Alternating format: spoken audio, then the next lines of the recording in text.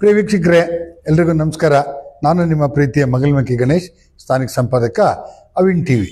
ಅವಿನ್ ಟಿವಿಯ ಒಂದು ವಿಶೇಷ ಕಾರ್ಯಕ್ರಮ ಟಾರ್ಗೆಟ್. ಈ ಹಿಂದೆನೂ ಮಾಡಿದ್ವಿ, 6 ಟಾರ್ಗೆಟ್ ಕಾರ್ಯಕ್ರಮಗಳನ್ನ ಮಾಡಿದ್ವಿ. ಅಂದರೆ ಯಾವುದೇ ಪಕ್ಷ, ಯಾವುದೇ ಪ್ರಬಲ ವ್ಯಕ್ತಿಗಳನ್ನು ಒಂದು ಕಡೆ ಎಲ್ಲರೂ ಟಾರ್ಗೆಟ್ ಆದ್ರೆ ಯಾಕೆ ಅವರು ಎಲ್ಲ ರೀತಿಯ ಶಕ್ತಿ ಇದ್ದರೂ ಕೂಡ ಒಂದು ಪಕ್ಷದಿಂದ ದೂರ ಹೋದರು ಅಥವಾ ಅವ್ರನ್ನ ಪಕ್ಷ ಕಳ್ಕೊಂತ ಪಕ್ಷನ ಇವರೇ ಪಕ್ಷನ ಬಿಟ್ಟರೆ ಹೀಗೆಲ್ಲ ವಿಚಾರಗಳಿರುತ್ತೆ. ನನ್ನ ಸಣ್ಣ ವಯಸ್ಸಿನಲ್ಲೇ ಕೃಷಿ ಕುಟುಂಬದಿಂದ ಬಂದಂಥ ಒಂದು ಮನೆತನ, ಕೃಷಿಗೆ ಹೆಚ್ಚು ಮೂಲ. ಅವರು ಯಾವುದೇ ಬಿಸ್ನೆಸ್ ಇನ್ನೊಂದಕ್ಕಿಂತ ಕೃಷಿನ ಮಾಡ್ತಾ ಬಂದಂಥವ್ರು. ಊರಲ್ಲಿ ಸೊಸೈಟಿ, ಗ್ರಾಮ ಪಂಚಾಯತಿ, ಗೌರಿ ಹಬ್ಬ, ಗಣೇಶನ ಹಬ್ಬ, ಹೀಗೆ ಬೇರೆ ಬೇರೆ ಹಬ್ಬ ಸುಗ್ಗಿಗಳಲ್ಲಿ ಒಂದು ನಾಯಕತ್ವವನ್ನು ಕೊಟ್ಟು ಒಂದು ಹುದ್ದೆನ ಕೊಟ್ಟಂಥದ್ದು ಅವರಿಗೆ. ಆ ಹುದ್ದೆನಲ್ಲೇ ಅವರು ಗ್ರಾಮ ಪಂಚಾಯತಿ ಅಧ್ಯಕ್ಷರಾದಂಥದ್ದು, APMC ಅಧ್ಯಕ್ಷರಾದಂಥದ್ದು, ಬೇರೆ ಬೇರೆ ಸಂಘ ಸಂಸ್ಥೆಗಳಲ್ಲಿ ಗುರುತಿಸ್ತಕ್ಕಂಥದ್ದು. ಊರಿಗೆ ಯಾರೇ ಬರಲಿ ಗ್ರಾಮಸ್ಥರು ಒಂದು ಲೀಡಿಂಗ್ ಮಾಡಿ ಹೊರಗಡೆಯಿಂದ ಬಂದವರಿಗೆ ಒಂದು ಜವಾಬ್ದಾರಿ ಹಿತವಾಗಿ ನಡೆಸ್ಕೊಂಡು ಕಳಿಸಿದಂಥ ಊರು ಕುಂದೂರು. ಆ ಕುಂದೂರಿನಲ್ಲಿ ಸುಂದರೇಶ್ ಅಂತ ಅವ್ರ ಹೆಸರು. ನೋಡೋಣ ಅವ್ರು ಏನೇನು ಮಾಡ್ತಾ ಬಂದರು ಅಂತ. ಈಗ ನಾವು ಲೈವ್ ಮಾಡ್ತಾಯಿದ್ವಿ, ಅವ್ರನ್ನ ಪರಿಚಯ ಮಾಡ್ತಾಯಿದ್ವಿ. ನೀವೇನು ಮಾಡಬೇಕು ಅಂತಂದರೆ, ನೀವು ಅವ್ರನ್ನ ಶೇರ್ ಮಾಡಿ, ಕಾಮೆಂಟ್ ಮಾಡಿ, ಲೈಕ್ ಮಾಡಬೇಕು. ಈ ಲೈವ್ನ ಶೇರ್ ಮಾಡಿದರೆ ಬೇರೆಯವರು ನೋಡ್ತಕ್ಕಂಥ ಅವಕಾಶಗಳು ಸಿಗ್ತದೆ. ಹಾಗಾಗಿ ನೀವು ಅಷ್ಟೇ ಲೈಕ್ ಮಾಡಿ, ಶೇರ್ ಮಾಡಿ, ಕಾಮೆಂಟ್ ಮಾಡಿ. ನೀವು ನೋಡಿರ್ತಕ್ಕಂಥದ್ದನ್ನ ಬೇರೆಯವರು ನೋಡಬೇಕು, ನಮ್ಮ ರಿಲೇಟಿವ್ ಅಥವಾ ನಮ್ಮ ಸ್ನೇಹಿತರು ಅಥವಾ ನಮ್ಮ ಹಿತೈಷಿಗಳು ಅಂತ ಆದಾಗ ಸುಂದರೇಶ್ ಅವ್ರನ್ನ ನೀವು ಬೇರೆಯವ್ರಿಗೆ ಪರಿಚಯಿಸ್ದಂಗೆ ನಮ್ಮ ಕೆಲಸ ನೀವು ಒಂದು ಅರ್ಧ ಮಾಡ್ದಂಗೆ ಆಗುತ್ತೆ. ಓಕೆ, ನೋಡೋಣ. ಈಗ ವೀಕ್ಷಕರೇ ನೋಡ್ತಾ ಇದ್ದೀರಿ ಕಾರ್ಯಕ್ರಮ ಟಾರ್ಗೆಟ್. ನಮಸ್ಕಾರ ಸರ್. ನಮಸ್ಕಾರ. ತಮ್ಮ ಪೂರ್ಣ ಹೆಸರು? ಸುಂದರೇಶ್ ಅಂತ. Initial sir? KR. ಕೆ ಅಂದರೆ? ಕೆ ಅಂದರೆ ಕುಂದೂರು, R ಅಂದರೆ ರುದ್ರೇಗೌಡ. ತಾಯಿ ಹೆಸರು? ಗೋಪಮ್ಮ. ಗೋಪಮ್ಮ. ನಿಮ್ಮ ತಂದೆ ತಾಯಿಗೆ ನೀವು ಎಷ್ಟು ಜನ ಮಕ್ಕಳು? ತಂದೆ ತಾಯಿ 3 ಜನ. 3 ಜನ. ಗಂಡು ಮಕ್ಕಳು? ಹಿರಿಯವರು ಅಕ್ಕ, ಅವ್ರನ್ನ ಅಲ್ಲಿ ತೋಣ್ಮೋಗೆ ಮಾಗ್ರಳ್ಳಿ ಮದುವೆ ಮಾಡಿಕೊಟ್ಟಿದೆ. ಅಣ್ಣ ಸುರೇಶ್ ಅಂತ, ನಾನು ಲಾಸ್ಟ್ ಸುಂದರೇಶ್. ನೀವು ಮದುವೆ ಆಗಿದೆ? ಮದುವೆ ಆಗಿದೆ. ಮನೆಯವ್ರ ಹೆಸರು? ರೇಖಾ. ಮಕ್ಕಳು? ಮಗ ಒಬ್ನೇ. ಏನ್ ಮಾಡ್ತಾನೆ? ಅವನು ಶಿಖರ ಅಂತ. ಅವನ್ ಮನೇಲೆ ಈಗ ಇದ್ದಾನೆ. ಒಂದು ಡಿಗ್ರಿ ಎಲ್ಲ ಆಗ್ಬಿಟ್ಟು ಈಗ ಮನೇಲೆ ಚಿಕ್ಕ ಪುಟ್ಟದಾಗೆ ಕಾಂಟ್ರಾಕ್ಟ್ ಬಿಸ್ನೆಸ್ ಎಲ್ಲ ಮಾಡ್ಕೊಂಡಿದ್ದಾನೆ. ಅಂದ್ರೆ ಜಾಬಲ್ಲಿ ಇದ್ದ. ಈ ಕೊರೋನಾ ಟೈಮ್ನಲ್ಲಿ, ಆ ಟೈಮ್ನಲ್ಲಿ ನನಗೆ ಹೊರಗಡೆ ಬಿಡಕ್ಕೆ ಒಬ್ಬನೇ ಮಗಲ್ಲ ಅಂತ ಬೇಜಾರಾಯ್ತು. ಮನೆಗೆ ಕರ್ಸ್ಕೊಂಡೆ. ನೆಕ್ಸ್ಟ್ ಇಲ್ಲೇ ಕಂಟಿನ್ಯೂ ಆಯ್ತು. ನನಗೂ ಸಪೋರ್ಟಿಂಗ್ ಆಗ್ತಾನೆ ಅಂತ ಹೇಳ್ಕೊಂಡು ಇಲ್ಲೇ ಇಟ್ಕೊಂಡಿದ್ದೆ. ನಿಮ್ಮ ಪ್ರಾಥಮಿಕ ವಿದ್ಯಾಭ್ಯಾಸ ಎಲ್ಲಿ ಶುರು ಆಯ್ತು ಸರ್? ಪ್ರಾಥಮಿಕ ವಿದ್ಯಾಭ್ಯಾಸ ನನಗೆ ಬಿ ಹೊಸಹಳ್ಳಿಲಿ, ನಮ್ಮ ಅಜ್ಜನ ಮನೆ ಬಿ ಹೊಸಹಳ್ಳಿ, ಅಲ್ಲಿ 4 ವರ್ಷ ಪ್ರಾಥಮಿಕ ವಿದ್ಯಾಭ್ಯಾಸ ಮಾಡಿದೆ. ನೆಕ್ಸ್ಟು ಮಿಡ್ಲ್ ಸ್ಕೂಲ್ನ ನಮ್ಮ ಕುಂದೂರಿನಲ್ಲೇ ಮಾಡಿದೆ. High school Bankal high school. Next PUC JCBM college Sringeri. Next 1 ವರ್ಷ ನಾನು ಚುಂಚನಗಿರಿನಲ್ಲಿ 1 ವರ್ಷ ಫಸ್ಟ್ ಇಯರ್ ಡಿಗ್ರಿ ಮಾಡಿದೆ. ಅಲ್ಲಿ ನನಗೆ ಸ್ವಲ್ಪ ಅಡ್ಜಸ್ಟ್ ಆಗಲಿಲ್ಲ. ಕೂಡಲೇ ನಾನೇನು ಮಾಡಿದೆ, ಮೈಸೂರಿಗೆ ಹೋದೆ. ಮೈಸೂರಿಗೆ ಹೋಗ್ಬಿಟ್ಟು ಅಲ್ಲಿ 2 ವರ್ಷ, next second year, third year degree Mysuru Vidyavardhaka ಕಾಲೇಜಿನಲ್ಲಿ BCom ಮಾಡಿದೆ. ಆನಂತರ ಅವತ್ತಿನ ಕಾಲದಲ್ಲಿ ವಿದ್ಯಾಭ್ಯಾಸ ಮಾಡಿದ್ರು ಕೂಡ ಜ್ಞಾನವಂತ ಆಗಲಿ ಮಗ ಅನ್ನೋಕ್ಕಾಗಿ ನಮ್ಮ ಕೃಷಿ ಕುಟುಂಬದಿಂದ ವಿದ್ಯಾಭ್ಯಾಸ ಮಾಡಿಸೋರು. ಇನ್ನೊಂದಷ್ಟು ಜನ ಏನು ಮಾಡೋರು ಅಂದರೆ, ಮನೇಲಿ 2 ಜನ ಗಂಡು ಮಕ್ಕಳು, ಒಬ್ಬ ಮನೇಲಿದ್ದರೆ ಒಬ್ಬ ಹೊರಗಡೆ ಕೆಲಸ ಮಾಡಲಿ, ಸರ್ಕಾರಿ ಅಥವಾ ಖಾಸಗಿ ಅನ್ನೋ ಒಂದು ವ್ಯವಸ್ಥೆ ಎಲ್ಲ ಇತ್ತು. ನೀವು ಹೊರಗಡೆ ಹೋಗಿಲ್ವ ಸರ್? ಹೊರಗಡೆ ಹೋಗ್ಬೇಕಾಗಿತ್ತು. ನನಗೆ ಜಾಬ್ ಮಾಡೋಕ್ಕೂ ಒಂದು ಆಸೆ ಇತ್ತು. ಬಟ್ ಆವಾಗಿನ ದಿನದಲ್ಲಿ ನನಗೆ ಮನೆಗೆ ಬಂದ್ಬಿಟ್ಟಾಗ ನಾನು ಇಲ್ಲೇ ಸೆಟ್ಲ್ ಆದೆ. ನನಗೆ ಕೃಷಿನೇ ಒಂದು ಸ್ವಲ್ಪ ಇಷ್ಟ ಆಯಿತು. ತೋಟ ಮಾಡಬೇಕು, ತೋಟ ಇಂಪ್ರೂವ್ ಮಾಡಬೇಕು, ಇದನ್ನೇ ಡೆವಲಪ್ ಮಾಡೋಣ ಅಂತ ಒಂದು ಇದಾಯಿತು. ಹಾಗಾಗಿ ನನಗೆ ಹೊರಗಡೆ ಹೋಗಕ್ಕೆ ಆಗಲೇ ಇಲ್ಲ. ಅಂದರೆ ಒಂದು ನಿಮ್ಗೆ ಆಸೆನೂ ಇತ್ತು, ಸ್ವಲ್ಪ ಜಾಸ್ತಿ ಇರಲಿಲ್ಲ. ಮತ್ತು ಮನೆಯವ್ರ ಕೋಪ್ರೇಷನ್ ಬೇಡ, ಇಲ್ಲೇ ಇರಲಿ. ಅದು ಯಾರಿಗೆ ಇಂಟ್ರೆಸ್ಟ್ ಇರುತ್ತೆ ಕೃಷಿಗೆ, ಅವ್ರನ್ನ ಸ್ವಲ್ಪ ತೊಡಗಿಸೋಂಥದ್ದು ಸ್ವಲ್ಪ ಜಾಸ್ತಿ. ಓಕೆ ಸರ್, ಈಗ ಮನೆಗೆ ಬಂದ್ರಿ. ಆನಂತರ ಪ್ರಥಮವಾಗಿ ಒಂದು ಗಣಪತಿ ಹಬ್ಬ ಇರ್ಬೋದು, ಅಥವಾ ಊರಿನ ಯಾವುದೋ ಒಂದು ದೇವಸ್ಥಾನ ಕಮಿಟಿ ಅಥವಾ ಯಾವ ಒಂದು ಸಂಘ ಸಂಸ್ಥೆನಲ್ಲಿ ಇನ್ವಾಲ್ವ್ ಆದ್ರಿ? ಫಸ್ಟಿಗೆ ಬಂದ ನಾನೇನು ಮಾಡಿದೆ, ಕೃಷಿ ಜೊತೆಗೆ ನನಗೆ ಫಸ್ಟ್ ನನಗೆ ರಾಜಕೀಯ ನನಗೆ ಇಷ್ಟ ಆಗಿತ್ತು. ಅಂದರೆ ನಾನು PUC ಇಲ್ಲಿ ಕಾಲೇಜಿಗೆ ಹೋಗ್ತಿದ್ದಾಗ ಅವಾಗ ಗೋವಿಂದೇಗೌಡರ ಒಂದು ಇದು ನನಗೆ ಮನಸ್ಸಿಗೆ ಸೆಳಿತ್ತು. ಅವರ ಒಂದು ಗಾಂಧಿ ಅವರು ವೆರಿ ಫಸ್ಟ್ ಎಲೆಕ್ಷನ್. ನಾವು ಅವಾಗೆಲ್ಲ ಕಾಲೇಜ್ ಸ್ಟೂಡೆಂಟ್ಸ್. ನಾವು ಅವಾಗಲೇ ಅವ್ರ ಜೊತೆಗೆ ರಾಜಕೀಯಕ್ಕೆ ಅವರಿಗೆ ಸಪೋರ್ಟಿಂಗ್ ಆಗಿ ನಿಂತ್ಬಿಟ್ಟು ಅವ್ರ ಪರವಾಗಿ ಕ್ಯಾನಸ್ ಮಾಡೋದಾಗ್ಲಿ ಒಂದ್ ಸ್ವಲ್ಪ ಅವಾಗ ಚಟುವಟಿಕೆಯಲ್ಲಿ ಭಾಗವಹಿಸ್ತು. ಅದ್ರ ನಂತರ ನೆಕ್ಸ್ಟ್ ಡಿಗ್ರಿ ಎಲ್ಲ ಆಗಿ ಮನೆಗೆ ಬಂದ್ಮೇಲೆ ಏನಾಯ್ತು, ನನ್ಗೆ ಚಿಕ್ಕದಾಗಿ ರಾಜಕೀಯನೂ ಒಂದ್ ಸ್ವಲ್ಪ ಸೆಳೆತ ಆಯ್ತು. ಜೊತೆಗೆ ಗ್ರಾಮ ಪಂಚಾಯತಿ ಚುನಾವಣೆಗಳು ಸ್ಟಾರ್ಟ್ ಆಯ್ತು. ಅವಾಗೆಲ್ಲ ಊರಿನಲ್ಲಿ ನಾವು ಚುನಾವಣೆಗೆ ನಾವು ಬೇರೆಯವರಿಗೆ ಸಪೋರ್ಟ್ ಮಾಡಿದ್ವು. ನೆಕ್ಸ್ಟ್ ನನ್ಗೆ ಅವಕಾಶ ಮಾಡಿಕೊಟ್ರು. ನಾನು ಬೇಡ ಅಂತ ಹೇಳಿದ್ರು, ಇಲ್ಲ ನೀನ್ ನಿಲ್ಬೇಕು, ಗ್ರಾಮ ಪಂಚಾಯತಿ ನಿಲ್ಬೇಕು ನೀನು ಅಂತ ಒತ್ತಡ ಹಾಕ್ಬಿಟ್ರು. ನನ್ಗೆ ಸ್ವಲ್ಪ ಫಸ್ಟಿಗೆ ಆತಂಕ ಆಯ್ತು. ಜೊತೆ ನೋಡೋಣ ಆಗ್ಲಿ ಅಂತ ಇಳ್ದೆ ಬಿಟ್ಟೆ ಎಲೆಕ್ಷನ್ಗೆ. ಚುನಾವಣೆಯಲ್ಲಿ ಗೆದ್ದ ತಕ್ಷಣ ಫಸ್ಟ್ ಟರ್ಮ್ ಮೇಲೆ ನಮ್ದೇನಾಯ್ತು, ನಮ್ಮ ಪಂಚಾಯತಿಗೆ ಅವಾಗ 6 ಮೆಂಬರ್ ಇದ್ರು, ಮೂರು ಸೀಟ್ ನಾವು. ನಾನು ಅವಾಗ ಜನತಾದಳ, ಜನತಾ ಪಕ್ಷ ಜನತಾದಳದಲ್ಲಿದ್ರು. ಬಿಜೆಪಿ ಅವ್ರು 3 ಜನ ಇದ್ರು.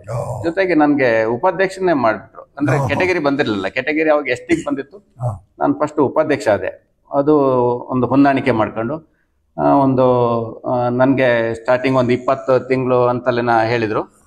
ನಾನು 20 ತಿಂಗಳು ಇರ್ಲಿಲ್ಲ, ಒಂದು 19 ತಿಂಗಳಿಗೆ ನಾನು ಉಪಾಧ್ಯಕ್ಷ ಆಗಿ ಮತ್ತೆ ಬಿಟ್ಕೊಟ್ಟೆ ಬೇರೆಯವರಿಗೆ. ನಾನೇನ್ ಮಾತುಕತೆಯಲ್ಲಿ ಒಡಂಬಡಿಕೆ ಆಗಿತ್ತು ಅದ್ರ ಪ್ರಕಾರ 1 ತಿಂಗಳು ಮೊದಲೇ ಬಿಟ್ಕೊಟ್ಟೆ, ಅವ್ರು ಆಗಿವಿ ನೀವು ಅಂತ. ನೆಕ್ಸ್ಟ್ 2ನೇ ಟರ್ಮಿಗೆ ನನ್ಗೆ ಜನರಲ್ ಬಂದ್ಬಿಡ್ತು. ಜನರಲ್ ಬಂದಾಗ್ಲೂ ನನ್ಗೆ ಫುಲ್ ಮೆಂಬರ್ಗಳೆಲ್ಲ ಸಪೋರ್ಟ್ ಮಾಡ್ಬಿಟ್ರು. ಅದು ನನ್ನನ್ನೇ ಅಧ್ಯಕ್ಷನ್ ಮಾಡ್ಬಿಟ್ರು. ಮೊದಲನೇ ವರ್ಷನೇ ಉಪಾಧ್ಯಕ್ಷನೂ ಆದ್ರಿ, ಅಧ್ಯಕ್ಷನೂ ಆದ್ರಿ? ಹೌದು. ಆ ನಂತರ ಮತ್ತೆ ಗ್ರಾಮ ಪಂಚಾಯತಿ ಕಡೆ ಹೋಗ್ಲಿಲ್ಲ? ಸಾಕಾಯ್ತು, ನನ್ಗೆ ಬೇಡ ಅನಿಸ್ತು. ಅಂದ್ರೆ ಸಾಕು, ನನ್ಗೆ ಬೇರೆಯವರಿಗೆ ಅವಕಾಶ ಮಾಡ್ಕೊಡ್ಬೇಕು. ಅಲ್ಲ, 2 ತರ ಇದೆ. ಸಾಕು ಅಂದ್ರೆ ಈ ಗ್ರಾಮ ಪಂಚಾಯತಿ ಸವಾಸ್ ಬೇಡ ಅಂತ ಒಂದಾಗುತ್ತೆ, ಇನ್ನೊಂದು ಇಲ್ಲ ಬೇರೆಯವ್ರಿಗೂ ಅವಕಾಶ ಸಿಗಲಿ. ನನ್ಗೆ ಬೇರೆಯವರು ಬರ್ಬೇಕಲ್ಲ, ನಾನೊಬ್ನೇ ಅದ್ರಲ್ಲಿ ಇದ್ರೆ ಸರಿಯಾಗಲ್ಲ. ಬೇರೆಯವರು ಬರ್ಬೇಕು, ಬೇರೆಯವರು ರಾಜಕೀಯದಲ್ಲಿ ಮುಂದೆ ಬರ್ಬೇಕಂತ ಹೇಳ್ಬಿಟ್ಟು ನಾನು ಬೇರೆಯವರಿಗೆ ಅವಕಾಶ ಮಾಡಿಕೊಟ್ಟೆ. ನೆಕ್ಸ್ಟ್ ಅದೇ ಹೀಗೆ ನೆಕ್ಸ್ಟ್ ಬೇರೆ ಅವಕಾಶ ಬಂತು. ನೆಕ್ಸ್ಟ್ APMCಗೆ ಚುನಾವಣೆ ಬಂತು. APMC ನಾನು ಹಿಂದೆನೆ ಒಂದ್ಸರಿ ನಾನು ಅವಿರೋಧವಾಗಿ ಆಯ್ಕೆ ಆಗ್ಬೇಕಾಗಿತ್ತು. ಈ ಹಿಂದೆ ಒಂದ್ಸರಿ ಈ ಮುಡಿಯಲ್ಲಿ ಒಂದು ದೊಡ್ಡ ಗಲಾಟೆ ಆಯ್ತಲ್ಲ, ಆ ಟೈಮ್ ನಲ್ಲೇ ನಾನು ಮೆಂಬರ್ ಆಗ್ಬೋದಾಗಿತ್ತು. ನನ್ಗೆ ಅವಿರೋಧವಾಗಿ ಆಯ್ಕೆ ಆಗಕ್ಕೆ ಅವಕಾಶ ಇತ್ತು. 90% ಆಗಿತ್ತು. ಸ್ವಲ್ಪ ಅದ್ರಲ್ಲೇನೋ ವ್ಯತ್ಯಾಸ ಆಯ್ತು, ಅದು ಹೋಯ್ತು. ನೆಕ್ಸ್ಟ್ ಚುನಾವಣೆಯಲ್ಲಿ ನಾನು ಅದರಲ್ಲೂ ವಿರುದ್ಧವಾಗಿ ಆಯ್ಕೆ ಇದೆ. ನೆಕ್ಸ್ಟ್ ಒಂದು ಮಾತುಕತೆಯಲ್ಲಿ ನನಗೆ ಫಸ್ಟ್ ಟರ್ಮ್ನಲ್ಲಿ ಕಾಂಗ್ರೆಸ್ನಿಂದ ನನಗೆ ಅಧ್ಯಕ್ಷನ್ ಮಾಡಿರು. ಅವಾಗ ಈಗ ಫಸ್ಟ್ ಟರ್ಮ್ನಲ್ಲಿ ನಿಮಗೆ ಕಾಂಗ್ರೆಸ್ಸಿಂದ ಅಧ್ಯಕ್ಷ ಆಯ್ಕೆ ಆದ್ರಿ. ಒಂದಷ್ಟೆಲ್ಲ ಗಲಾಟೆ ಗೊಂದಲ, ಅದು ಇಡೀ ರಾಜಕೀಯ ಒಂದು ಇತಿಹಾಸನೇ ಬದಲಾವಣೆ ಎಲ್ಲ ಆಗೋಯ್ತು ಮೂಡಿಗೆರೆನಲ್ಲಿ. ಹಾಗಾಗಿ ಅವತ್ತು ನೀವು ಒಂದಷ್ಟು ಜನ ಗೊಂದಲ ಆಗಿ ಈ ಥರ ಎಲ್ಲ ಆಗಿ ನೀವು ಅಧ್ಯಕ್ಷರಾದ್ರಲ್ಲ, ಏನು ಮನ್ಸಿಗೆ ಬೇಜಾರಾಯ್ತಾ? ಬೇಜಾರು ಸ್ವಲ್ಪ ಆಯ್ತು, ಮತ್ತೆ ಸರಿ ಆಯ್ತು. ಅದು ಸುಮಾರು ಜನ ಜೈಲಿಗೆ ಹೋದ್ರು ಎಲ್ಲ ಅನ್ನೆಸರಿಯಾಗಿ ಅಂತೆಲ್ಲ ಮಾತಿದೆ. ಓಕೆ, ಆವಾಗ 1 ಟರ್ಮ್ APMC ಇದ್ರಿ? ಹೌದೌದು, 1 ಟರ್ಮ್. ಈಗ ಈ ಬಾಡಿ ಮುಗೀತಲ್ಲ, ಈ ಟರ್ಮ್ ಮೇಲೆ ನಾವು ಇದ್ದದ್ದು. ಈಗ ನಿಮ್ಗೆ ಗ್ರಾಮ ಪಂಚಾಯತಿ ದಾಟಿದ್ರಿ, ಆಮೇಲೆ APMCಗೆ ಬಂದ್ರಿ. APMCಗೆ ಬಂದಾಗ ಕಾಂಗ್ರೆಸ್, ಹೌದು. ಗ್ರಾಮ ಪಂಚಾಯತಿ ಇದ್ದಾಗ ಗ್ರಾಮ ಪಂಚಾಯತಿ ನಾನು ಅಧ್ಯಕ್ಷ ಆಗಿದ್ದಾಗ್ಲೇ ಅವಾಗ ಏನಾಯ್ತು, ನನ್ಗೆ ಜನತಾದಳ ಬಿಟ್ಬಿಟ್ಟು ನನ್ಗೆ ಬೇರೆ ಪಾರ್ಟಿ ಆಯ್ಕೆ ಮಾಡ್ಕೋಬೇಕು ಅನಿಸ್ತು ನನ್ಗೆ. ಅವಾಗ ಏನಾಯ್ತು, ನನ್ಗೆ 2 ಆಯ್ಕೆ. ನನ್ನ ಸ್ನೇಹಿತರೆಲ್ಲ ಏನ್ ಮಾಡ್ಬಿಟ್ರು, ಇಲ್ಲ ನಾವು ಕಾಂಗ್ರೆಸ್ಸಿಗೆ ಹೋಗೋಣ ಅಂತ ನನ್ಗೆ ಒತ್ತಡ ಹಾಕ್ಬಿಟ್ರು. ಅವಾಗ ಕಾಂಗ್ರೆಸ್ಸಿಗೆ ಜಯಪ್ರಕಾಶ್ ಹೆಗ್ಡೆ ಫಸ್ಟ್ ಒಂದು ಎಲೆಕ್ಷನ್ ಅಲ್ಲಿ ಆ ಚುನಾವಣೆಯಲ್ಲೇ ನಾನು ಕಾಂಗ್ರೆಸ್ಸಿಗೆ ಹೋದೆ. ಅಧ್ಯಕ್ಷ ಆಗಿದ್ದಾಗಲೇ ಕಾಂಗ್ರೆಸ್ಸಿಗೆ ಹೋದೆ. ಅದನ್ನ ನೆಕ್ಸ್ಟ್ ಕಾಂಗ್ರೆಸ್ ಕಂಟಿನ್ಯೂ ಆದೆ ನಾನು. ಬಣ್ಕಲ್ ಹೋಬಳಿಲಿ ನನಗೆ ಕಾಂಗ್ರೆಸ್ ಹೋಬಳಿ ಅಧ್ಯಕ್ಷ ಬೇರೆ ಮಾಡಿದ್ರು. 4 ವರ್ಷ ಅಲ್ಲೂ ಕಾರ್ಯನಿರ್ವಹಿಸಿದೆ. ಓಕೆ, ಈಗ ನೀವು ದಳ ಬಿಟ್ರಿ, ಕಾಂಗ್ರೆಸ್ಸಿಗೆ ಸೇರ್ಕೊಂಡ್ರಿ. ಆಮೇಲೆ ಇವತ್ತಿನ ರಾಜಕೀಯ ವ್ಯವಸ್ಥೆನಲ್ಲಿ ಒಂದು ಆರ್ಥಿಕ ಸ್ಥಿತಿಲಿ ಚೆನ್ನಾಗಿದ್ದೀರಿ. ಇದನ್ನೆಲ್ಲ ನೋಡಿ ಬೇರೆ ಪಕ್ಷದವ್ರು ಯಾರು ನಿಮ್ಮನ್ನ ಬನ್ನಿ ನಮ್ಮ ಪಕ್ಷಕ್ಕೆ ಅಂತ ಕರೀಲ್ವಾ? ಅವಾಗ ಸ್ಟಾರ್ಟಿಂಗ್ ಅಲ್ಲಿ ನಾನು ಕಾಂಗ್ರೆಸ್ಸಿಗೆ ಹೋಗ್ಬೇಕಾದ್ರೆ ಬಿಜೆಪಿಯಲ್ಲಿ ಕರೆದ್ರು ನನ್ನ, ಬಿಜೆಪಿಗೆ ಬಾ ಅಂತ. ಅವಾಗ ನನ್ಗೇನೋ ಒಂದ್ ಸ್ವಲ್ಪ ನನ್ಗೆ ಈ ಕಾಂಗ್ರೆಸ್ ಆಗ್ಬೋದು ಅಂತ ಒಂದು ಮನಸ್ಸಿಗೆ ಬಂತು. ಮತ್ತೆ ಸ್ನೇಹಿತರ ಒಂದು ಒತ್ತಡನೂ ಹಂಗೆ ಇತ್ತು, ಕಾಂಗ್ರೆಸ್ಸಿಗೆ ಹೋಗೋಣ ಅಂತ. ಜೊತೆಗೆ ನಮ್ಮಲ್ಲಿ ನಾರ್ಬಟ್ ಸಾಲ್ಡಾನ್ರು ಬೇರೆ ಕಾಂಗ್ರೆಸ್ ಅಲ್ಲಿ ಇದ್ರಲ್ಲ, ಅವರು ನನ್ಗೆ ತುಂಬಾ ಇದ್ ಮಾಡಿದ್ರು, ಬನ್ನಿ ಕಾಂಗ್ರೆಸ್ಸಿಗೆ ಬನ್ನಿ ನೀವು ಅಂತ. ಹಾಗಾಗಿ ಜೊತೆಗೆ ನಿಂಗಯ್ಯನವರು ಕಾಂಗ್ರೆಸ್ಸಿಗೆ ಅವಾಗ್ಲೇ ಬಂದಿದ್ರು, ಅವರು ಬೇರೆ, ಮತ್ತೆ ಶಂಕರಣ್ಣ ಬೇರೆ ಕಾಂಗ್ರೆಸ್ಸಿಗೆ ಬರ್ಬೇಕು ನೀನು ಅಂತ. ಹಾಗಾಗಿ ನಾನು ಕಾಂಗ್ರೆಸ್ಸಿಗೆ ಹೋಗ್ತಾ ಇದ್ದೆ. ಈಗ ಕಾಂಗ್ರೆಸ್ಸಿಗೆ ಹೋದ್ಮೇಲೆ ಹಿಂದೆ ಯಾರು ಕರೆದದ್ದು ಮಾಡಿದ್ದು ನಾನು ಬೇಡ ಬೇರೆ ಪಕ್ಷಕ್ಕೆ ಹೋಗ್ಬೇಕಿತ್ತು ಅಂತ ಯಾವತ್ತಾರ ಒಂದ್ ದಿವಸ ಅನ್ಸಿದ್ಯಾ? ಹಾಗೇನ್ ಸದ್ಯಕ್ಕೆ ಇತ್ತೀಚಿನವ್ರಿಗೆ ಏನು ಅನ್ಸಿಲ್ಲ. ಕಾಂಗ್ರೆಸ್ನಲ್ಲಿ ನನಗೆ ಚೆನ್ನಾಗಿ ಎಲ್ಲ ವ್ಯವಸ್ಥೆನೂ ಮಾಡಿಕೊಟ್ಟಿದೆ. ಯಾಕೆಂದ್ರೆ APMC ಅಧ್ಯಕ್ಷ ಆದಾಗ ಮೋಟಮ್ನವರು ಪಾಪ ತುಂಬಾ ನನಗೆ ಬೆಂಬಲವಾಗಿ ನಿಂತರು. ಅವರು ಅಧ್ಯಕ್ಷ ಆಗ್ಬೇಕು ಅಂತ ಎಲ್ಲರೂ ಕಾಂಗ್ರೆಸ್ನ ಲೀಡರ್ಗಳು, ಮನೋಹಣ್ಣ ಇರ್ಬೋದು, ಜಯರಾಮಣ್ಣ, ಅವರೆಲ್ಲ ನನಗೆ ಭಾರಿ ಸಪೋರ್ಟಿಂಗ್ ಆಗಿ ನಿಂತರು. ಜೊತೆಗೆ ನನಗೆ ಕಾಂಗ್ರೆಸ್ನಲ್ಲಿ ಒಳ್ಳೆ ಅವಕಾಶನೇ ಇತ್ತು. ನಾನೇ ಬಿಟ್ಟೆ. ಆಕ್ಚುಲಿ ನಾನು ಬ್ಲಾಕ್ ಪ್ರೆಸಿಡೆಂಟೇ ಆಗ್ಬೇಕಾಗಿತ್ತು. ಅವರೆಲ್ಲ ನನಗೆ ಭಾರಿ ಒತ್ತಡ ಹಾಕಿದ್ರು, ನೀವು ಬ್ಲಾಕ್ ಪ್ರೆಸಿಡೆಂಟ್ ಆಗ್ಲೇಬೇಕು ಅಂತ. ನಾನು ಒಪ್ಪಿದ್ರೆ ನಾನು ಬ್ಲಾಕ್ ಪ್ರೆಸಿಡೆಂಟ್ ಆಗ್ತಿದ್ದೆ. ನನಗೆ ಸ್ವಲ್ಪ ರಾಜಕೀಯದಲ್ಲಿ ಅಂದ್ರೆ ಟೈಮ್ ಸಾಲಲ್ಲ ನಮ್ಗೆ.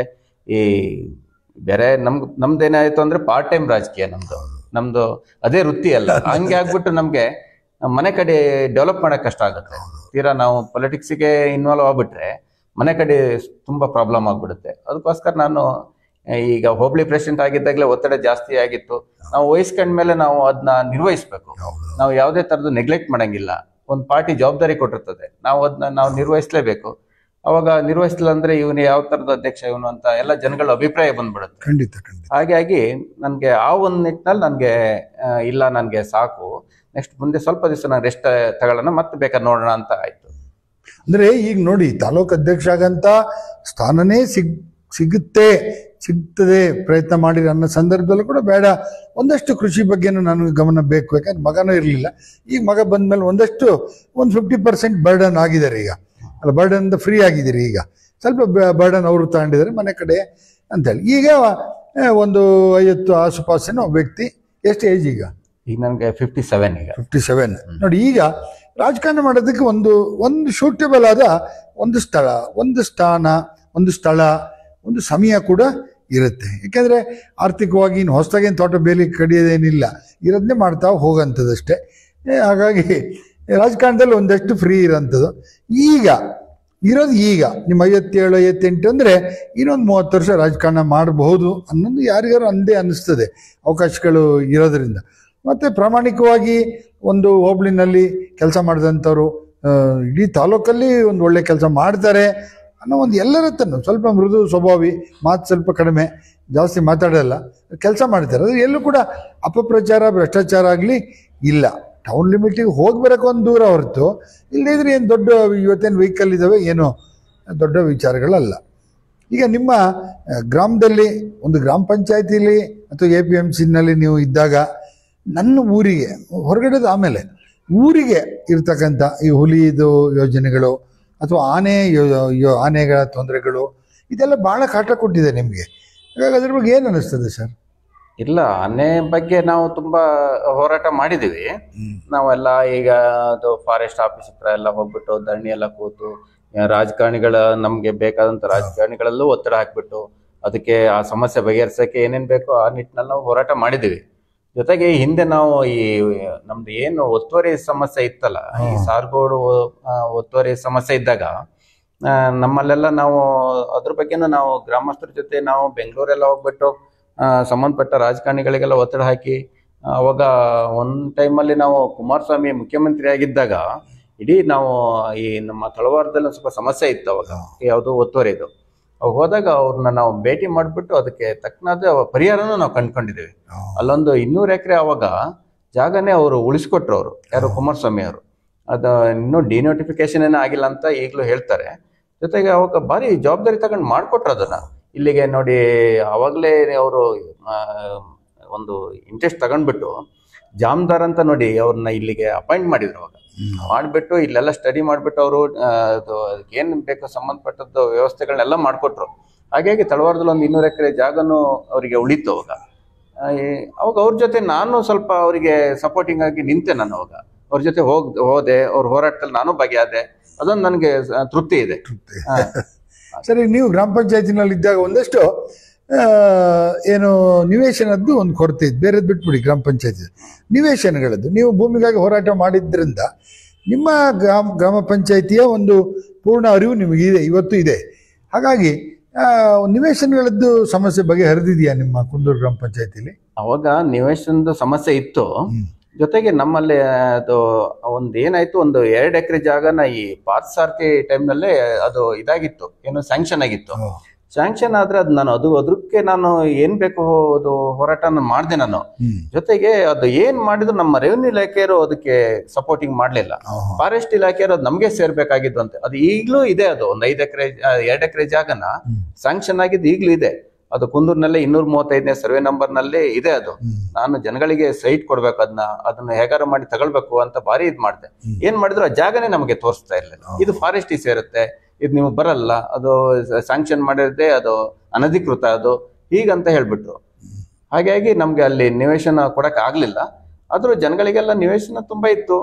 ಜೊತೆಗೆ ಅವಾಗ ನಾನು ಅಧ್ಯಕ್ಷ ಆಗಿದ್ದಾಗ ಬೇಕಾದಷ್ಟು ಮನೆಗಳು ಬರೋದು ಮಾತ್ರ, ತುಂಬಾ ಮನೆಗಳು ಬರೋದು. ನನ್ಗೆ ಇದು ಸಫಿಶಿಯಂಟ್ ಆಗಿ ಎಲ್ರಿಗೂ ಮನೆ ಕೊಟ್ಟಿದೀವಿ ಅವಾಗ. ಬಟ್ ಈ ಜಾಗ ಈಗಲೂ ಮನೆ ಬಂದು ಜಾಗ ಬರ್ತಾ ಇಲ್ಲ. ಹೌದೌದು, ಜಾಗದ ಸಮಸ್ಯೆ ಈಗಲೂ ಇದೆ. ಈಗೇನಾದ್ರು ಬೇರೆ ಪ್ರೈವೇಟ್ ಲ್ಯಾಂಡ್ ಯಾವ್ದಾರ ಕೊಂಡ್ಕೊಂಡ್ಬಿಟ್ಟು ಮಾಡ್ಬೇಕಾಗತ್ತೆ. ಈಗ ನಮ್ಮಲ್ಲೆಲ್ಲ ಗೊತ್ತಲ್ಲ, ಎಲ್ಲ ಫಾರೆಸ್ಟ್ ಲ್ಯಾಂಡ್ ಎಲ್ಲ ಮುಗಿದೋಗಿದೆ. ಈಗ ಅದು ರೆವೆನ್ಯೂ ಲ್ಯಾಂಡ್ ಕಡಿಮೆ ಖಾಲಿ ಇರೋ ಜಾಗಗಳು. ಪಂಚಾಯತಿಗೆ ಗ್ರಾಮ ಪಂಚಾಯತಿ ಗ್ರಾಮ ಠಾಣ ಅನ್ನೋದು ಇಲ್ಲ ಅಲ್ಲಿ.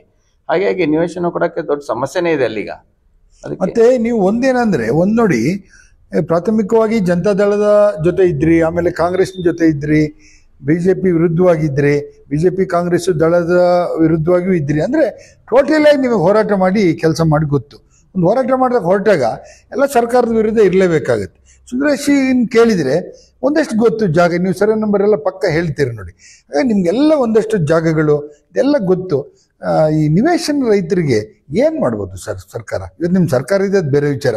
ನೀವು ಜನತಾದಳ ಸರ್ಕಾರ ಇದ್ದಾಗಲೂ ಇದ್ರಿ. ಟೋಟಲಿ ನಾನು ಹೇಳೋದು ಗೌರ್ಮೆಂಟ್ ಏನ್ ಮಾಡ್ಬೋದು? ಅಟ್ಲೀಸ್ಟ್ ಸ್ವಾತಂತ್ರ್ಯ ಬಂದು 77 ವರ್ಷ ಆದರೂ ಕೂಡ ಇವತ್ತು ಒಂದು 48-60 ಸೈಟ್ ಕೊಡಕ್ಕಾಗ್ತಾ ಇಲ್ಲ ಅಂತಂದ್ರೆ ಹಾಗಾದ್ರೆ ಇದು ಪ್ರಜಾಪ್ರಭುತ್ವದ ವ್ಯವಸ್ಥೆನಾ? ಇಲ್ಲ, ಕೊಡ್ಬೋದು ಜಾಗ. ಈಗ ನಮ್ಮಲ್ಲಿ ರೆವೆನ್ಯೂ ಲ್ಯಾಂಡ್ ಹುಡುಕ್ಬೇಕು ಅವರು. ಈಗ ಏನಾಗೈತೆ, ಇವರು ರೆವೆನ್ಯೂ ಲ್ಯಾಂಡ್ ಫಾರೆಸ್ಟ್ ಬೈಫರ್ಕೇಟ್ ಮಾಡಿಲ್ಲ ಇನ್ನು ಕರೆಕ್ಟ್ ಆಗಿ. ಬೈಫರ್ಕೇಟ್ ಮಾಡ್ಕೊಂಡ್ರೆ ಯಾವ್ದು ರೆವೆನ್ಯೂ ಲ್ಯಾಂಡ್ ಯಾವ್ದು ಫಾರೆಸ್ಟ್ ಅನ್ನೋದು ಫಸ್ಟ್ ಇದಾಗ್ಬೇಕು. ಅದಾದ್ಮೇಲೆ ರೆವೆನ್ಯೂ ಲ್ಯಾಂಡ್ ಎಲ್ಲರೂ ಎಕ್ಸಸ್ ಇದ್ದಂತಲ್ಲಿ ಹುಡುಕ್ಬಿಟ್ಟು ಒಂದಷ್ಟು ಜಾಗ ಗುರ್ಸ್ಬಿಟ್ಟು ಅದನ್ನ ಸೈಟ್ ಆಗಿ ಮಾರ್ಪಾಡು ಮಾಡ್ಬೋದು. ಜನಗಳಿಗೆ ಸೈಟ್ ಕೊಡ್ಬೋದು, ಏನು ತೊಂದರೆ ಇಲ್ಲ. ಅದೀಗ ಎಲ್ಲಿ ಫಾರೆಸ್ಟ್ ಇದೆ, ಎಲ್ಲಿ ರೆವೆನ್ಯೂ ಲ್ಯಾಂಡ್ ಇದೆ, ಎಕ್ಸಸ್ ಎಲ್ಲಿ ಉಳ್ಕೊಂಡಿದೆ, ಕೆಲವರೆಲ್ಲ ಕಲ್ಟಿವೇಟ್ ಮಾಡ್ಕೊಂಡಿದ್ದಾರೆ.